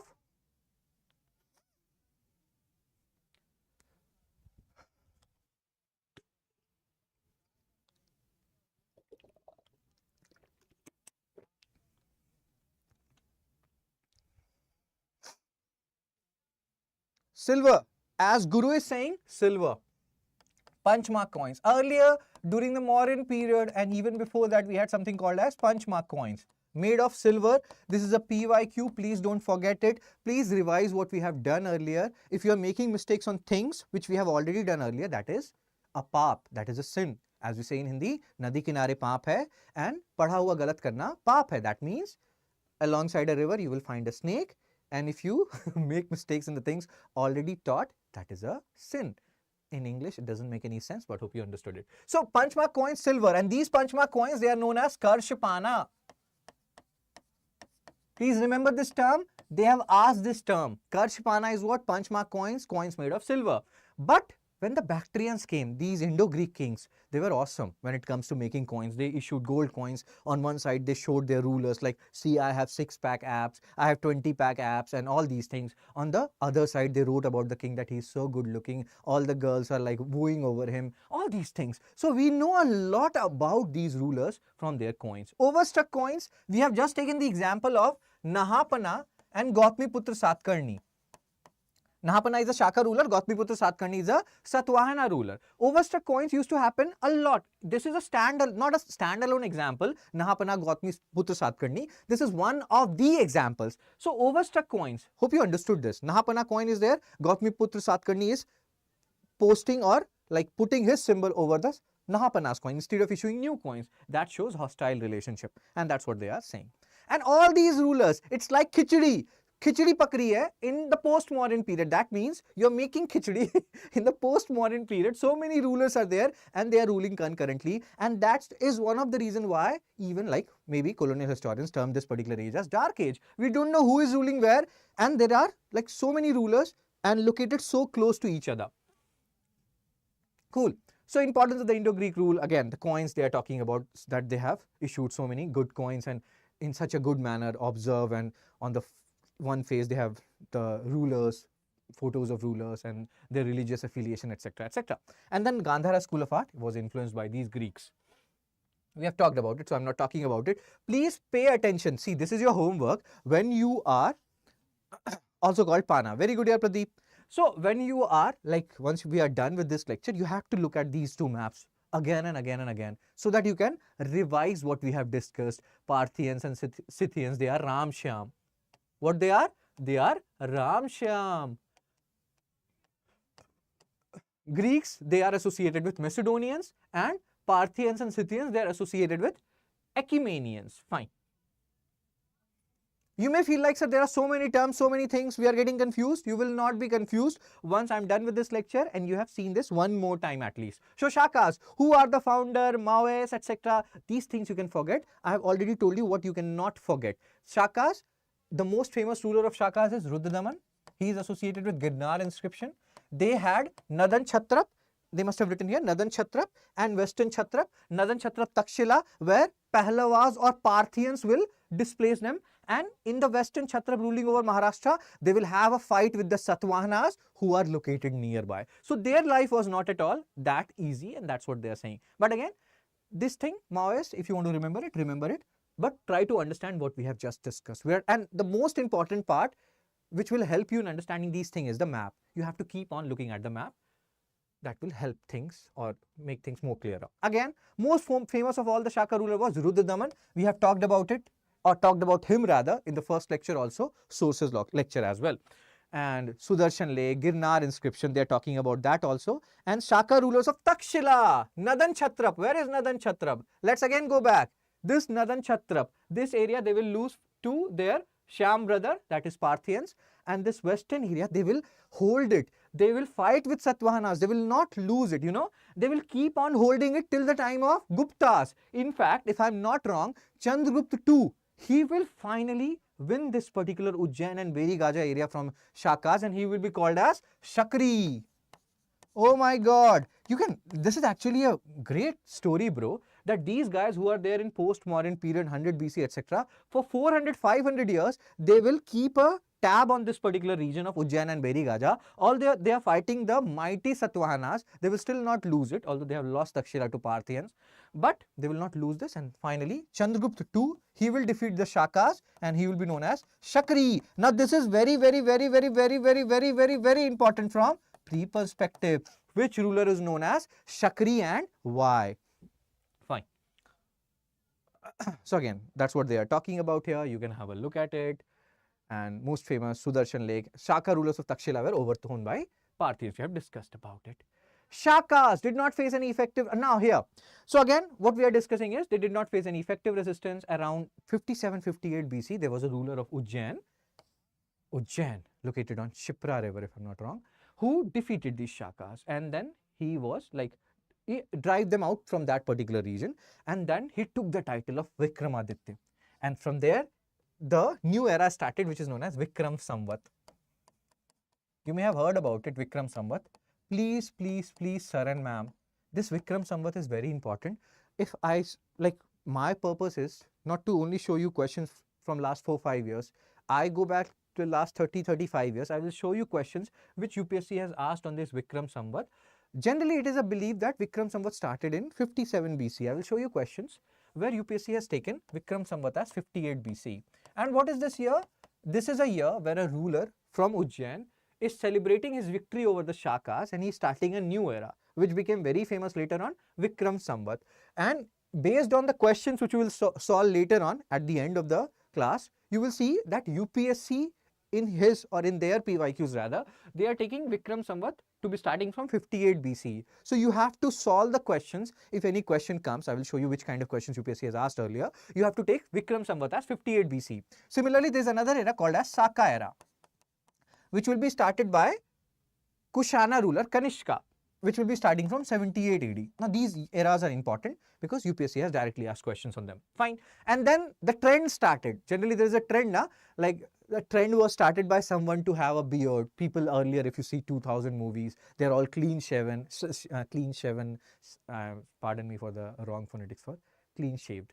These guys were. And now there is a trend that everybody is having a beard. So all these are like trends. Similarly, the trend of taking the title of Vikramaditya started from here, and so many rulers after that, they took the title of Vikramaditya, like Vikramaditya Hemu. We'll talk about them. And then conflict between Shakas and Satavahanas. We know, because we have read the map in so like minute details, that the western Chhatrap of Shakas, they are converging with Satavahanas. We'll talk about Satavahanas later on also, and because of that they will be fighting. And if you again go back and look at the map, because map should be your everything. So again, if you go back, where has the map gone? Oh, have I gone to, okay, let me. Yeah. So if you see this area, why they are so fiercely fighting for this area? Because all the port towns, Barigaja is a very famous port town, Supara is there. These are famous port towns from where trade will happen. And this is the period of this is post-Mauryan period where Indo-Roman trade was flourishing. And port towns hold important significance if you have to trade with like different countries which are very far apart. And that is the reason why they were fighting so fiercely, these western Chhatrap Shakas and the Satavahanas. Fine. So again, conflict they are talking about here, control over certain areas. Nahapana, he is a Shaka ruler. He is fighting with Gautamiputra Satkarni. And see here, when we'll talk about Satavahanas, this is a very fascinating feature of Satavahanas, that they are taking their names from their mother. And that's why many people believe that they had a matrilineal society. They're taking their names from mothers, and sometimes people get so excited that, oh my god, this is such a fascinating thing. The society in general is so patriarchal, and see, Satavahanas are taking their names from mothers, so they must have a matriarchal society. No, even though they were taking their names from mothers, like Gautamiputra, son of Gautami, even then, it's not like the kings are the daughters. Sons are becoming the rulers. It's not like daughters are becoming the rulers. So society was still patriarchal, but yes, a little bit of matrilineal structure was there. So that's what you have to understand. It's not like the Meghalaya situation where you see in Meghalaya, if you get married to a girl, you have to, in general, what happens? Let's say a girl get married to you. So girl will be coming to your home. That is good or bad, we can debate about it. In Meghalaya, generally, when a guy and a girl gets married, the guy goes to a girl's home. And that is actually a very true matriarchal society. There are so many good things there. So hope you understand this. This was not truly a matriarchal society, the Satavahanas. They were matrilineal, they were taking their name from mothers, but the other things were still the same. Fine. So that's what they are saying, that too many fights were happening between Shakas and Satavahanas, and they were fighting over their port towns. What is important for you from exam perspective is, don't forget about Rudradaman, don't forget about this Girnar inscription, don't forget about the fight between Nahapana and Gautamiputra Satkarni. You have to remember the dynasty name. Nahapana is associated with Rudradaman, they are Shakas, and Gautamiputra Satkarni is Satvahana. Also remember, son of Gautamiputra Satkarni, that is Vasishtiputra Satkarni, and he is also known as Vasishtiputra Pulamai or Pulumavi. So these are some small minute facts which you have to remember. Again, dates, they are always debates related to dates. So many sources are still trying to understand who, like Rudradaman, it is said that Rudradaman said that he defeated a Satkarni. I will just tell you a story. So Rudradaman, in his Girnar inscription only, he has written here in this inscription that he has defeated a Satvahana ruler, a Satkarni, but he has not inflicted too much damage on him because he is a relative. Now, you can please understand this. Rudradaman's daughter was married to Gautamiputra Satkarni's son. So now people are confused which Satkarni Rudradaman is talking about. Whether he is talking about his, like, you know, like Gautamiputra Satkarni he is talking about, or he is talking about his son-in-law Vasishtiputra Pulamai, because they both are Satkarnis. So there are still debates, there are still people confused about what this guy Rudradaman is writing in his Girnar inscription, which Satkarni he is talking about. So don't make any interpretation, because scholars are still deducing it. But there are certain things which we are sure about, which I am telling you that you can remember it. Fine. So again, they are saying all these things, that Girnar inscription, the talk is about Girnar and Junagadh inscription. that here we have Ashoka inscription also. Shaka ruler Rudradaman is talking about Sudarshan Lake. He has repaired a reservoir, and then he has also talked about some certain other things. And later on, Gupta ruler Skandgupta is also writing certain facts over it. We have talked about it when we have talked about sources. That is the lecture 1. Fine. And again, here there is description about Rudradaman inscription. You can just have a look at it. You don't need to do PhD here. Also, if you want to know more about this, you can go to lecture 1 also, sources and Stone Age. So eulogy, and here he is talking about CCCCC. This is what we were talking about. He twice defeated Satkarni, Lord of Dakshinapath. This also we have discussed. Who is known as Lord of Dakshinapath? Satavahanas. Who is known as Sakluttar Pathnatha? Harsha, Harshvardhana of Pushyabhuti dynasty. We will talk about him later on also, because he will come when we are nearing the early medieval period after the Guptas. Fine. And then the historians, they are confused which Satkarni he is talking about. Is he Gautamiputra Satkarni or his son Vasishthiputra Pulamai or Pulamavi or Vasishthiputra Satkarni? So again, the debates are there. We don't need to go there. Just understand what I am telling you. And again, have a look at these maps. Indo-Parthians, who are also known as Pehlavas, and they are Ram and Shyam.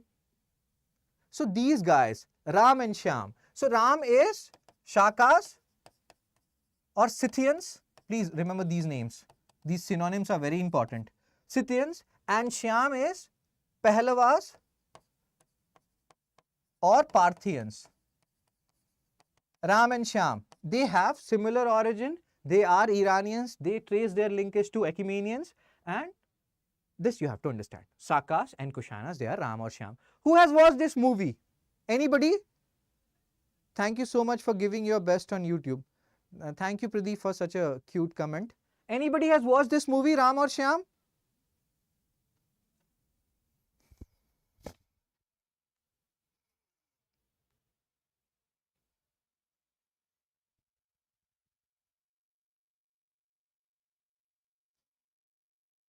Me neither. I also don't know who are these actors. So, but again, this image is just to make you understand that Shakas and Pahlavas, they are related. Scythians and Parthians, they are their other names. Me neither. Okay, cool. So, do watch it. This is your homework. Before the next class, complete this movie Ram or Shyam and tell me the story what this movie is all about. So Parthians, Pehlavas, they are of the Iranian origin and they are culturally linked with the Shakas. That's what they are saying. And sometimes, just like Ram and Shyam, they are also known as Shaka Pehlavas, because they are same but different. No money, no honey. So please remember this. Cool. And we have just discussed these Pahlava people. They were Nadan Kshatrap and Western Kshatrap associated with Shakas, and the Nadan Kshatrap, whose center was revolving around Takshila Gandhara region. They are these Pahlavas. They displaced the Shakas and they started ruling over it. Fine. And what more is important about these Pahlavas? Just remember one ruler, Gondophares. He is also known as Gondopharnes. During that, his period, this Gondophares period, St. Thomas came to India to promote Christianity. So that is the period around 0 AD, when Christianity was becoming very popular, and that guy came and he, propagated Christianity in India. So they can ask you, but again, that is very tough question, that during his period, they first, again, all these things are written. Let me show you something. So the most famous Parthian king is Gondophares. He is also known as Gondopharnes, we have just discussed. And during his reign, St. Thomas came to India to propagate Christianity. Christianity has now arrived. Islam is still some centuries away. Islam will be coming in 7th century AD, but Christianity is there now. And that happened during the Post-Mauryan period only, because Post-Mauryan period is from, 2nd century BC to 3rd century AD. I love your comments. I sometimes get deviated by your comments. Fine.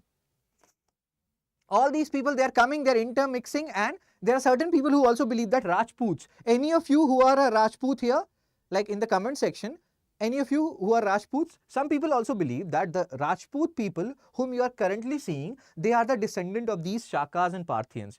These people, once anybody comes to India, like I'm not stereotyping anyone, but it's very difficult to leave India. It's such a inclusive society. Well, most of it, exceptions are always there. So they also came, they became a part of India, and it is now believed that Rajputs trace their origin to these guys, Shakas and Parthians, because if they have settled in India, they must have married some indigenous Indians, right? And then the Rajputs were born. So there are different theories. One theory is this. Cool. So again, have a look at these kingdoms. Shatavahana, Pratisthana, that was their capital, Paithan in Maharashtra. Then for some time period, they also established their capital at Dhanyakataka, which is near Amravati. So Kushanas, we'll talk about Satavahanas later on. See the Kushana part. So Kushanas, these are tribal people, tribal principalities of China. They came and they settled here. It is said that Kujula catfishes. He established this Kushana empire in India. It was not actually an empire when he came. And the empire part was done by, or it was made an empire by Kushana ruler Kanishka. He was the most famous ruler and he extended Kushana empire far and wide. You can see Mathura was under his influence, Mathura school of art, and then Gandhara school of art, all these things he did. So Kujula catfishers, Vima catfishers, all these rulers were there and they adopted Indian culture. When you read Upinder Singh Mann's book, Ancient and Early Medieval India, you will realize that they had issued coins which had Krishna and Balrama images, everything. So people are like, oh my god, they are so cute, they are adopting our culture and everything. See, understand this thing. We Indians, we have a major issue. We become very sentimental when it comes to these kind of issues. You also have to understand it from their perspective. They are outsiders. They want acceptance in our country. These Kushanas, Kujula, Vima or anybody, and they are like, we are devotee of Lord Shiva, we will make a image of Lord Balram, etc. It's not like they want to do it. Even if they don't want to do it, if they want to get an acceptance in our culture, they have to accept our culture, or at least even if they're not accepting our culture internally, they have to show it externally that, bro, we love your culture. I am such a big fan of Shiva. I'm a devotee of Shiva. So it's all about acceptance as well. Accept me, please. When these rulers, they are saying that they are devotee of Lord Shiva, Lord Krishna, or I am accepting Buddhism and this and that, I will do this and that, they are just treading or seeing the water. Wherever the water is flowing, they are flowing along with it. Let's say if there are many Buddhist followers or Buddhist people they are seeing, they will say that, okay, I am a follower of Buddhism. Just accept me as your king. So this is also a way to gain acceptance from people. And this you have to understand. Are you understanding what we are discussing here? This is an important part. Generally, we feel like, oh my god, these are so cool people. They're accepting Buddhism. They're accepting Hinduism. They are showing religious eclecticism. Eclecticism means plurality, that we accept all the religion and every religion is welcome here. Sometimes there are compulsions associated with it. You have to understand that. Fine. So Kanishka, he is very important, very, very, very important. Just like we have talked about Rudra Daman and we have talked about Gautamiputra Satkarni, Nahapana, etc. Even more than these rulers, Kanishka is important because during his period, 4th Buddhist Council happened. He was and during this 4th Buddhist Council, division happened in Buddhism. Mahayana and Hinayana school got created. And we have just talked about the differences between Mahayana and Hinayana. I have given you an example of flower touching, 1960 movies. Hope you remember that, So all these things, Kanishka, 4th Buddhist Council. I have also given you a mnemonic for 4th Buddhist Council. What are the mnemonics associated with 4th Buddhist Council?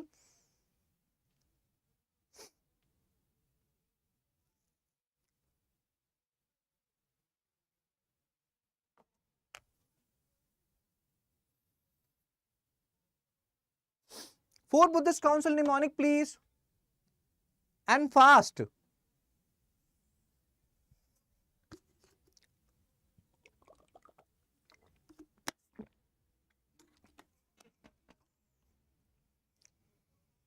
As Guru is saying, Rava Pakka, Rajgir, Vaishali, Patliputra and Kashmir. Fine. So he also started the Shaka era. Now this is a very interesting question which I keep on pondering about and I keep on thinking about it, that Kanishka was a Kushana ruler. Why did he not start Kushana era? Let's say he's a very famous ruler. Why he's celebrating Shakas? I have not got a proper answer for this yet. You people can research on it in your free time, although you don't need to. It's just that he established his throne. He, maybe at that point of time, Shakas were revered. Sometimes you play Australian team right now or Vivian Richards. Although he's not from India, we revere him that, oh my god, he was such a good player. At that time, he used to play in caps. He did not wear any helmet. So maybe that was the kind of reverence these guys had for Shakas who were ruling for a long period in Northern Chhatrap and Western Chhatrap. Maybe that's why he started the Shaka era. But there can be a question which you may have in your mind that he should have started the Kushana era. If I would have been at his place and I would have started my reign from 78 AD, instead of naming it as Shaka era, I would have named it as Kushana era. Again, that is my perception. But again, we and Kanishka are not same. We are different. Cool. So Kushanas, and they gave patronage to Gandhara and Mathura School of Art. They during the period of Kanishka, this particular Kushanas, they went far and wide. They reached to Kashmir and Kalhan. I keep on talking about Kalhan. I keep on talking about Al-Baruni. These names you have to remember from exam perspective. Al-Baruni, Kitabul Hind, Kalhan, Rash Tarangini, which talks about history of Kashmir from time immemorial. Rash Tarangini. And as Kalhan says in his Kashmir, like Rash Tarangini, that Kashmir is very insular. It does not welcome outsider people, nor does people from Kashmir go to other areas. Kashmir, because you know, Kashmir is heaven, why would you want to go anywhere else? But this is a property associated with Kashmir. Like I was in Arunachal, and in Arunachal you have ILP, inner line permit, right?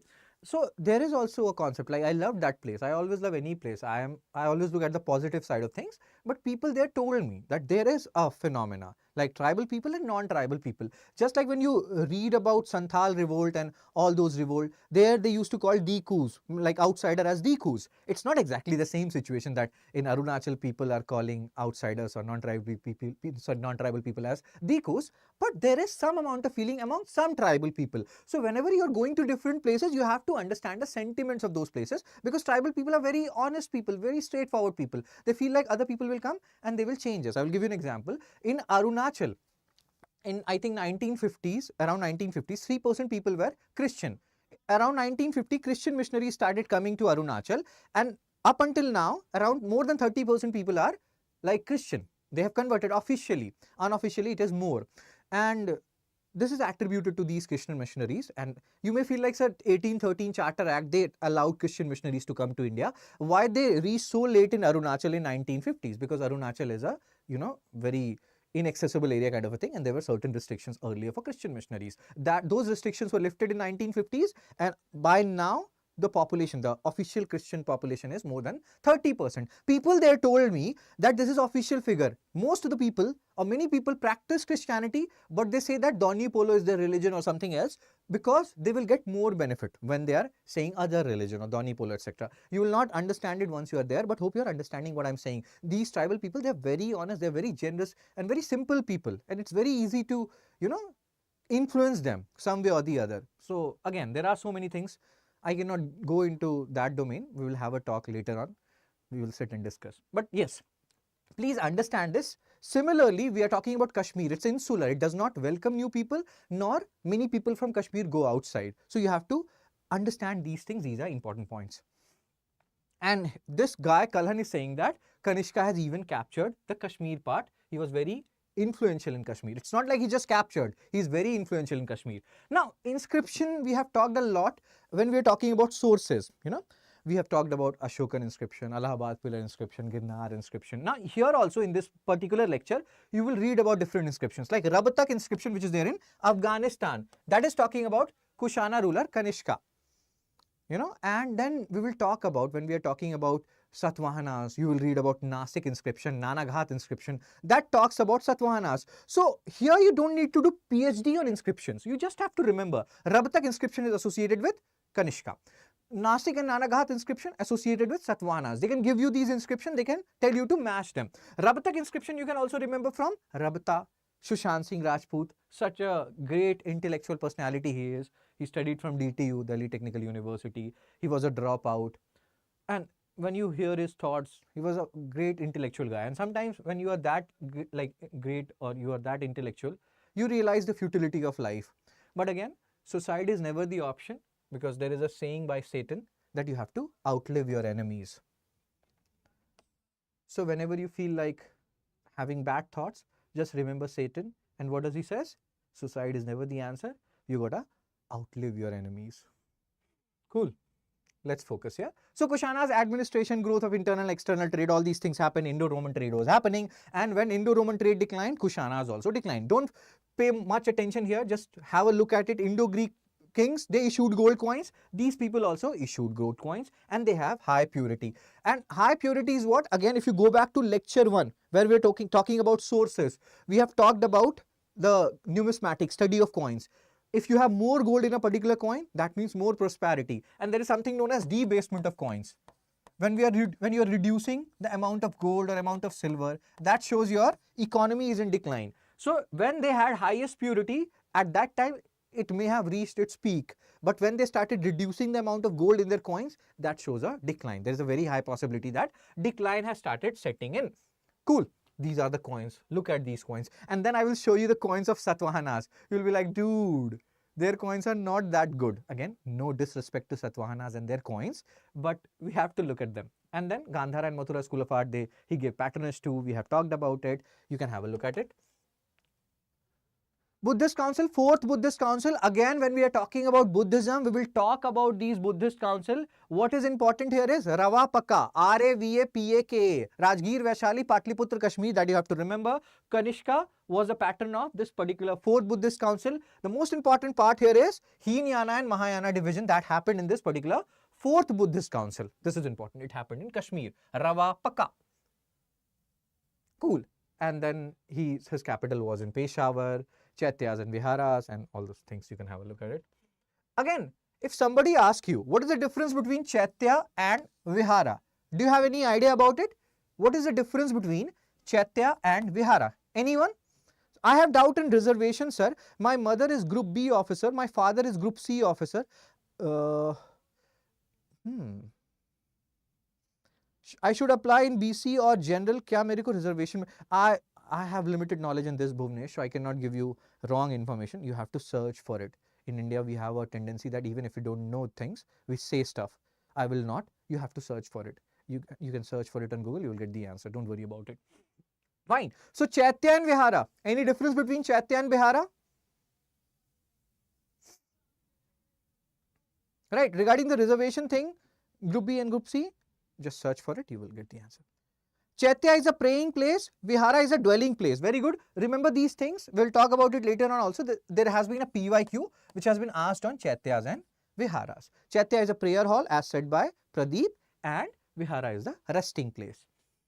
So generally when you see Ajanta caves or different caves and there are Chaityas and Viharas, please remember this, Viharas are generally more than Chaityas because you can do prayer. 100 people can do prayer in the same hall, but they cannot rest in the same room. So rooms has to be more. Chaitya, prayer hall, means Viharas, they are the living spaces, dwelling places, you know. So generally, when we talk about different caves and Chaityas and Viharas, generally Viharas are more than Chaityas. Just keep that in mind. Cool. So again, summarizing Central Asian contact, all these things, what that led to. Again, the origin of Rajputs can be traced to these Central Asian people who came. And the coins, earlier the punch mark coins, we have seen how haphazard they are, how irregular they are, which are also known as Karshpanas. These coins issued by Indo-Greek rulers, Kushana rulers, they were so refined, they had so many things on them, so many information on them, that led us to delineate these rulers of post-Mauryan period. That's what they are saying. And then Gandhara, Mathura, School of Art, all these things happened. Now, during this particular period, we have to also talk about some important regional dynasties. Like when we were talking about Mauryan Empire, we have talked that Ashoka after Kalinga war, he felt like Dhamma Ghosha is the way to go rather than Bheri Ghosha. Victory by Dhamma is the way to go rather than victory by war. So Kalinga was defeated and so many people died. So there was a prestige associated with Kalinga kingdom which got hurt when they were defeated by Ashoka. Then there was a kingdom which restored the pride of Kalinga, and that was Khadavela dynasty or Chedi dynasty. Again, if you go back to Mahajanpad lecture, we have talked about Chedi dynasty. Their capital was Sotivati Nagara or Suktimati, if you again revise it, and we don't know the exact location of Sotivati Nagara or Suktimati, and at that time I also told you that at one point of time they have captured Kalinga. So this is the same dynasty. It is also known as Mahamegha Vahana dynasty, and their famous ruler was Khadavela, and who even defeated so many rulers at that point of time. He also defeated the Satavahanas, and he gave patronage to Jainism. He was a follower of Jainism, and his inscription is thus this Hathi Gumpha inscription. These are factual information which you have to remember. They can ask you Khadavela belongs to which dynasty, Maha, Megha, Vahana dynasty or Chedi dynasty. We have talked about Chedi dynasty in Mahajanpadas. He gave patronage to Jainism. Hathi Gumfa inscription is associated with him. That's it. Cool. So that's what we are talking about. This is important. Which religion?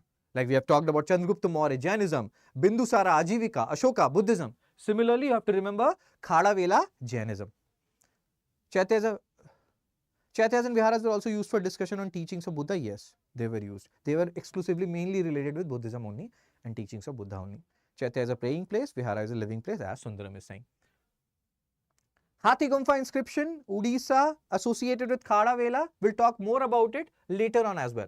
Now Satvahanas, who are Lord of Dakshinapath, and as you can see here, Western Chhatrap of Sakas is also means located here, and that's why they used to have so much conflict. And then when we are talking about this Khadavelas, they are also here, so they used to have conflict with Khadavelas also. So much conflict Satvahanas were having. Then up above, Kanvas are there, Sungas and Kanvas. They are fighting with them also, and after fighting with these people, they established their dynasty in such a large region.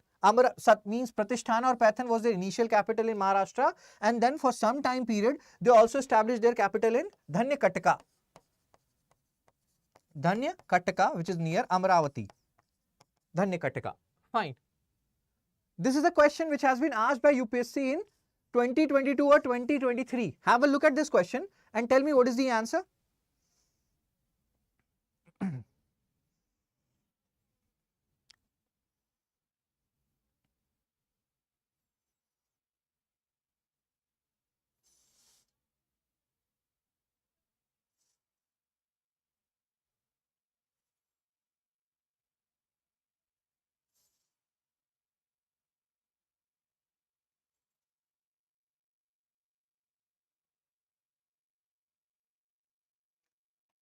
Okay, so Pradeep has already answered this. Andhra. Okay, the person who has solved this question, he has also ticked it. But sometimes when these ticks can be wrong as well. So Andhra, Dhanyakataka, please don't forget it. We'll talk about what are Mahasanghikas, how they are associated with Mahayana school. We'll have a discussion on it when we are talking about Buddhism. Satvahanas, we have discussed this, that during the period of Mauryans, this central India, they were like many resources were taken out of this region, which has led to little bit of discontent among the local people. Maharathis were some chiefs which were active during the Mauryan period, and these Satvahanas were related to Maharathis. Once Mauryans declined, these Satvahanas, they declared their independence. But their independence, like it's not like they ruled very peacefully. We can see so many people, so many kingdoms are here, there and everywhere. Shakas, then Khadavelas, Sungas, Kanvas, all these people are there and they are fighting them. One very important point which you have to remember is that these Satvahanas, there is no mention of Satvahana in the word or in the text Puranas. In Puranas, Satvahanas are referred to as Andhras. They can directly give you this question. This is a very, very famous question because in history optional, they have asked this question. I have given you one question earlier. How far can Shruti literature be used as historical source? I think when we are talking about sources only, sources lecture. So similarly, they have also asked this question. History optional, they have asked this question. Why I am telling you about history optional again? Because generally what happens, history optional question, first they use it in GS mains and then they will extract something related to prelims out of it. So please understand this. They have also asked, UPSC has also asked a question, how far can Purana be used as religious, means historical source? There also you have to do the same bol bachan which you have earlier done in the Shruti part, like Shruti, Vedas. There is embedded form of history, externalized form of history. Again, you can go back and you can watch lecture 1, sources and Stone Age. You will understand what I am saying. So Puranas are important because UPSC has already asked question on it. So they are part of Smriti literature, and they have not mentioned the word Satvahanas at all. They are mentioning Satvahanas as Andhras. So please remember this name, Andhras, they refer to. For APPSC, this question is like cherry on the cake. Exactly. Sir, I remember you marking Dhanyakataka on the map. Thank you, Manisha. So please remember these points. These are important. Now, I don't think you will have any issue in understanding Satvahanas because you have an idea of the map. So whenever you are picturizing Satvahanas, you are picturizing Shakas on one side, Khadavela on one side, Shungas and Kanvas on the northern side. What is important? We have just talked about Kushana ruler Kanishka, and his Rabtak inscription, which you can remember from Rabta and Sushant Singh Rajput. Nashik and Nanaghat inscription associated with Satavahanas. That's it. You don't have to do PhD here. Gautamiputra Satkarni also you will not forget. He's one of the greatest rulers of Satavahanas, if not the greatest ruler. Gautamiputra Satkarni, he fought with Nahapana, who was a Shaka ruler. He defeated him. He overstruck his coins. So all these things made him very famous.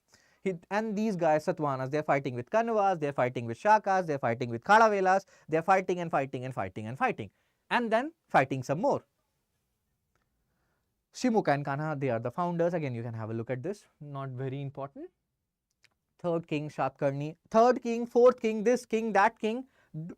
I will tell you what are the things which are important. Pratisthana or Paithan, their capital. Dhanikatka was also their capital. They are lord of the Dakshinapats. They were having a fight with Shakas, and even then they were not able to completely, decimate Shakas from the western Kshatrap area. Shakas were still there, and Shakas were finally defeated by Chandragupta II, who took the title of Shakri. That is, who is the person who defeated Shakas.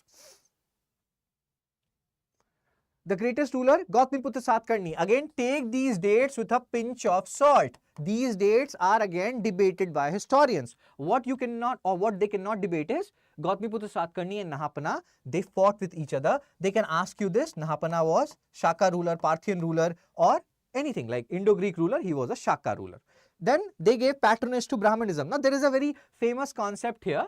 They have divided their work. You will see it that the girls are giving patronage to, let's say, Buddhism, the men are giving patronage to Brahmanism, or vice versa. They have divided their work and they are promoting each and every religion. It's not like if they are, supporting Brahmanism, so they will persecute or execute Buddhists, like it happened in the case of Sungas. It is debated that Sungas, they gave also patronage to Brahmanism and they also persecuted Buddhists. Again, that is a debate. Don't kill me for that if I'm telling you that.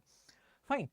So again, Shakas, Kshatrapas. We know now why Shakas and Satavahanas were ruling, because there were so many port towns there, and Indo-Roman trade at that time was also happening. What is very important from our exam perspective is we have already discussed all these things. Bhrigukacha, Broch is the same place. Suparka or Sopara, these are important places. So you can have a look at these places in the map. They can ask you that, Suparka was the old name of which place. So you have to know that.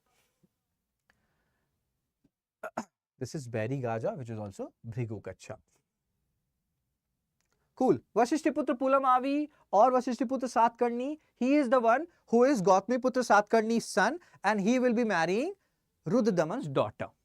So that's what is written here. You can have a look at it. And they also issued some coins, and I will show you the coin which was issued by Satavahanas.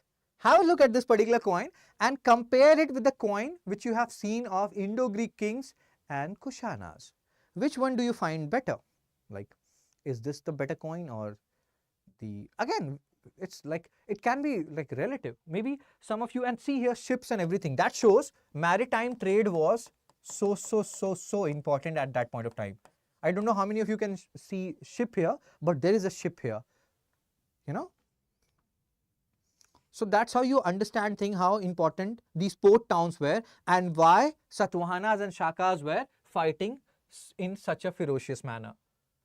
Administration. Now remember one thing. Satavahanas are also very famous for issuing land grants on a very large scale, and they are also very famous for the fact that feudal system of feudalism, which you will see later on in early medieval India, you can trace back its origin to Satavahanas. Land grant system. What is basic meaning of land grant system? Let's say I am a king. Instead of giving some money to you, cash to you, I will give you a land, and I will tell you that grow whatever you are growing on it. Or let's say there are certain people who are growing something on it, take money from them, take certain amount of taxes from them, or you can keep 100% of it, or you can give me 10%, keep 90% of it. So this is different kind of models of land grant system. So generally, when these land grant system becomes popular, what are the basic concepts associated here? This is very similar to check system. Let's say I am teaching somewhere, and instead of paying me in cash, they give me a check, that this is a check of 80,000 or 1 lakh or 2 lakh, whatever, and just in cash itself. So why they issue check? First thing first, they have less cash. Same thing here. Why are they issuing land grants? The major reason is less cash. Why they have less cash? So there can be different reasons, decline in trade or too much fighting, because of which they're losing different, revenue models or different revenue sources. So generally, when there are large land grants, that is generally associated with less cash. That is generally associated with decline in trade. They started issuing it on a large scale land grant system. And when you issue land grants, then you also promote feudalism. What happens in feudalism? Generally, you have king and you have subjects. That is the basic model. So king, they are controlling their subjects and they have appointed different officers who will be telling king what is happening in the different areas. And sometimes king can directly go to different areas and deal and talk with subjects directly. But when you have these land grant systems, then what is happening? You are increasing number of intermediaries between king and subjects. So let's say I'm a king. I gave a piece of land to A and I told him to collect certain tax from it, keep a certain portion of it with himself and give rest to the king. Maybe A has got a lot of land, so he will give it to B and he will say the same thing, that keep this portion and give it to me.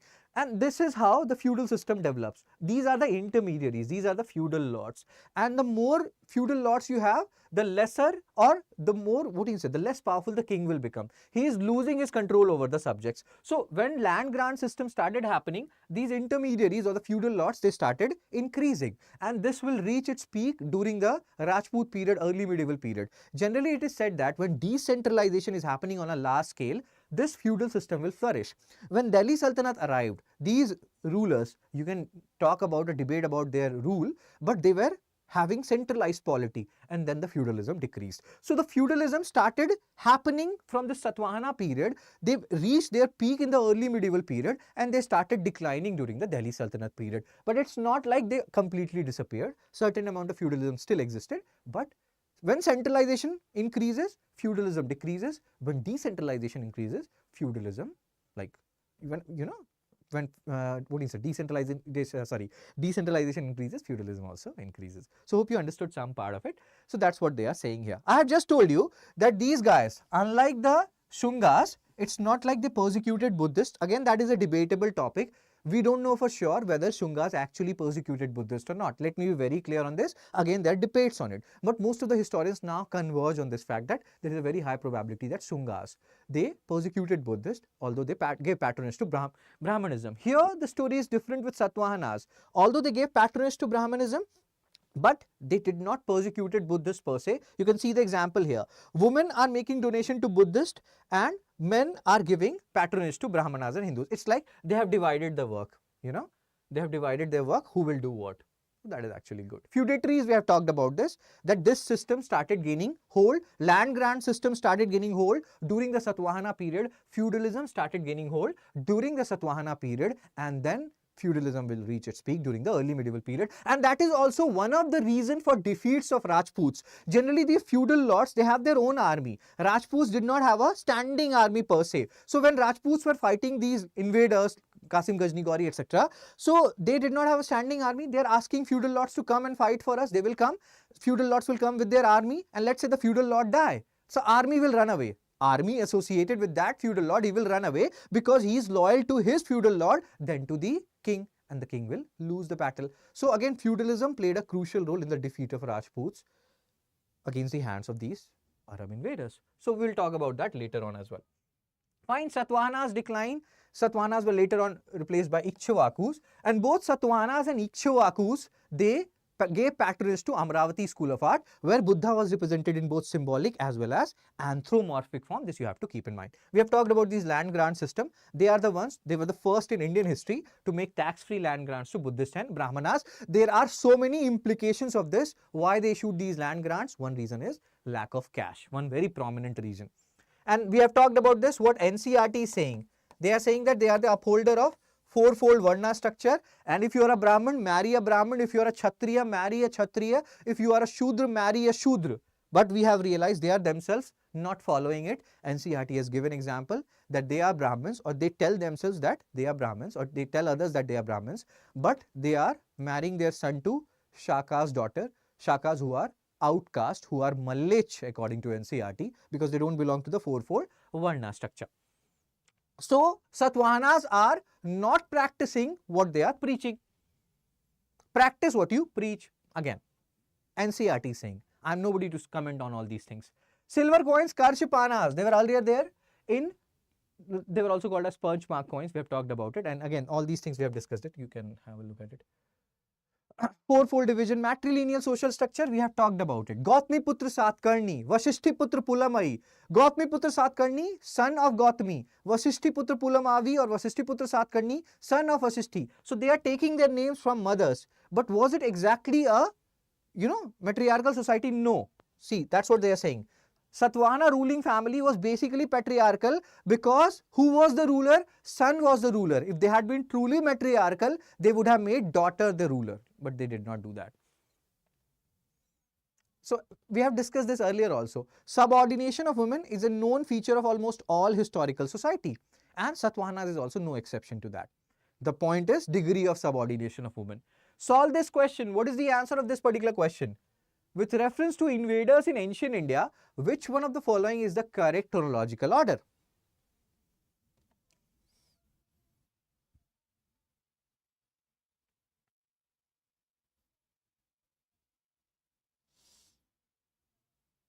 Only names were mother-centric. Very good, yaar.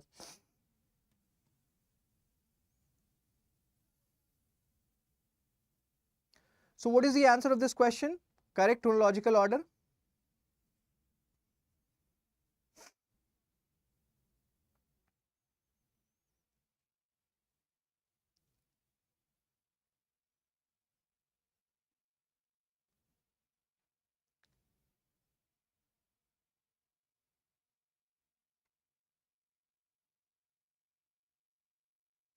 So Greeks came first, then Shakas came, and then Kushanas came. So answer is Greeks, Shakas and Kushanas, So Kushanas, they came the last.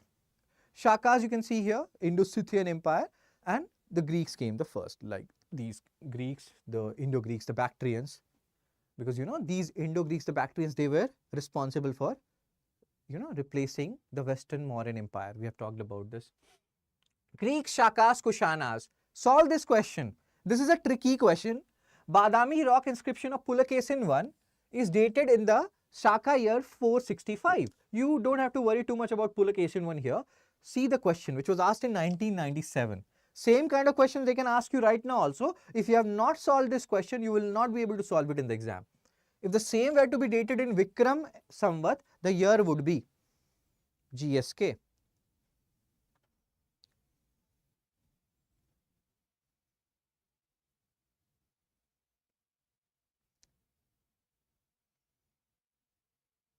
What is the answer of this question?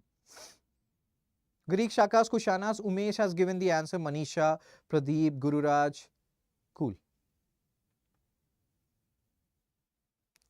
So Pradeep has given the answer 407. What about others? Badami rock inscription of Pulakesin I is dated in the Shaka year 465. If the same were to be dated in Vikram Samvat, the year would be.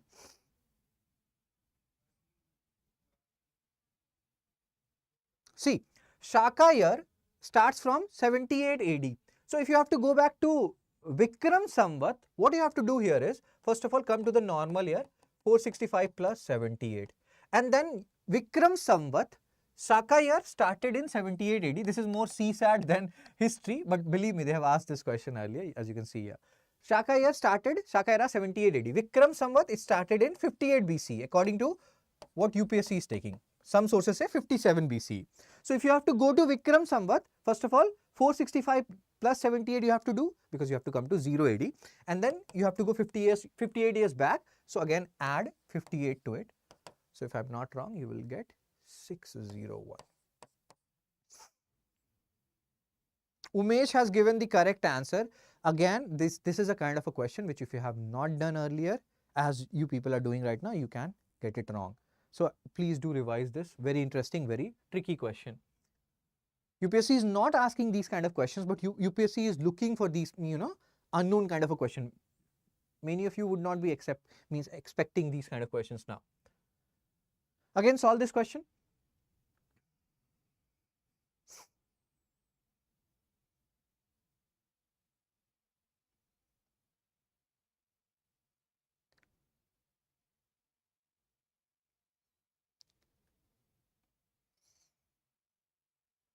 No issues, Pradeep, it's fine. The only thing is, once we have done this question, we should not be repeating the mistake.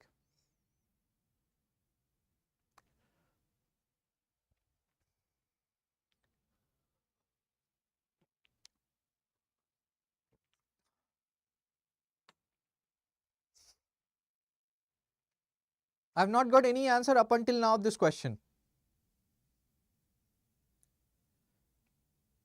Manisha has given the answer. See, we have just discussed. As you can see, UPSC is taking Vikram Samvat as 58 BC rather than 57. So you have to do that. So A4, do option elimination. Your A and B is gone. We have just seen Shaka era 78 AD. Kushana ruler Kanishka is celebrating his coronation. So B3, then you have got the answer, bro. I think answer is D. Even if you are knowing these two things, you are getting the answer. A4, B3, Gupta era 320 AD according to Kal means Al-Baruni's Kitabul Hind. And what is Kali era? Anyone has any idea about what is Kali era? Take a guess. Please come in, Marshall. May I come in? Kali era, you may have heard about Yug, Kali Yug, Satyug, Dwapar Yug, Treta Yug. So it is believed that we are currently in Kali Yug, which is Kali era, and it started in 3102 BCE. So from this time period, Kali Yug has started. This is Kali era. I don't know why UPSC asked this question. This has some amount of religious connotation, but again, we should, because they have asked it, I am telling you. So Kali era is Kali Yug starting from 3102 BCE, and it will go on for many thousand or lakhs of years, and then the Kali Yug will end. So we will be in Kali Yug only, and we will die in Kali Yug only. So the answer is A4, B3, C2, D1. Please practice these questions. These are tricky questions. Now this is a question for your homework, and you have to solve this question. You can have a look at it. Whatever is your answer, you can post it in the comment section, unlike yesterday where I've not seen many answers on that question. Before, like the different lectures, the previous lectures, I have seen the answer, like all correct, this correct and that correct. Please, whatever is your answer of this particular question, we'll have a discussion on this in tomorrow's lecture. We'll start with this question. What is this question all about? What are guilds and shrenis? And we'll have a discussion. But even then, if you have an idea, era of Kalidas, sir, even Gupta 320, that was a hint. Yeah, that was a hint. So please have a look at this question. Try this question. If you know the answer, you can post it in the comment section. If you don't know about it, don't worry about it. We'll have a discussion tomorrow first thing. So that's it. Take care. Be blessed. Tata. Bye bye. Pradeep, you can post it in the comment section once this chat is done. Fine. So I will see you people tomorrow. Take care. Be blessed. Bye bye.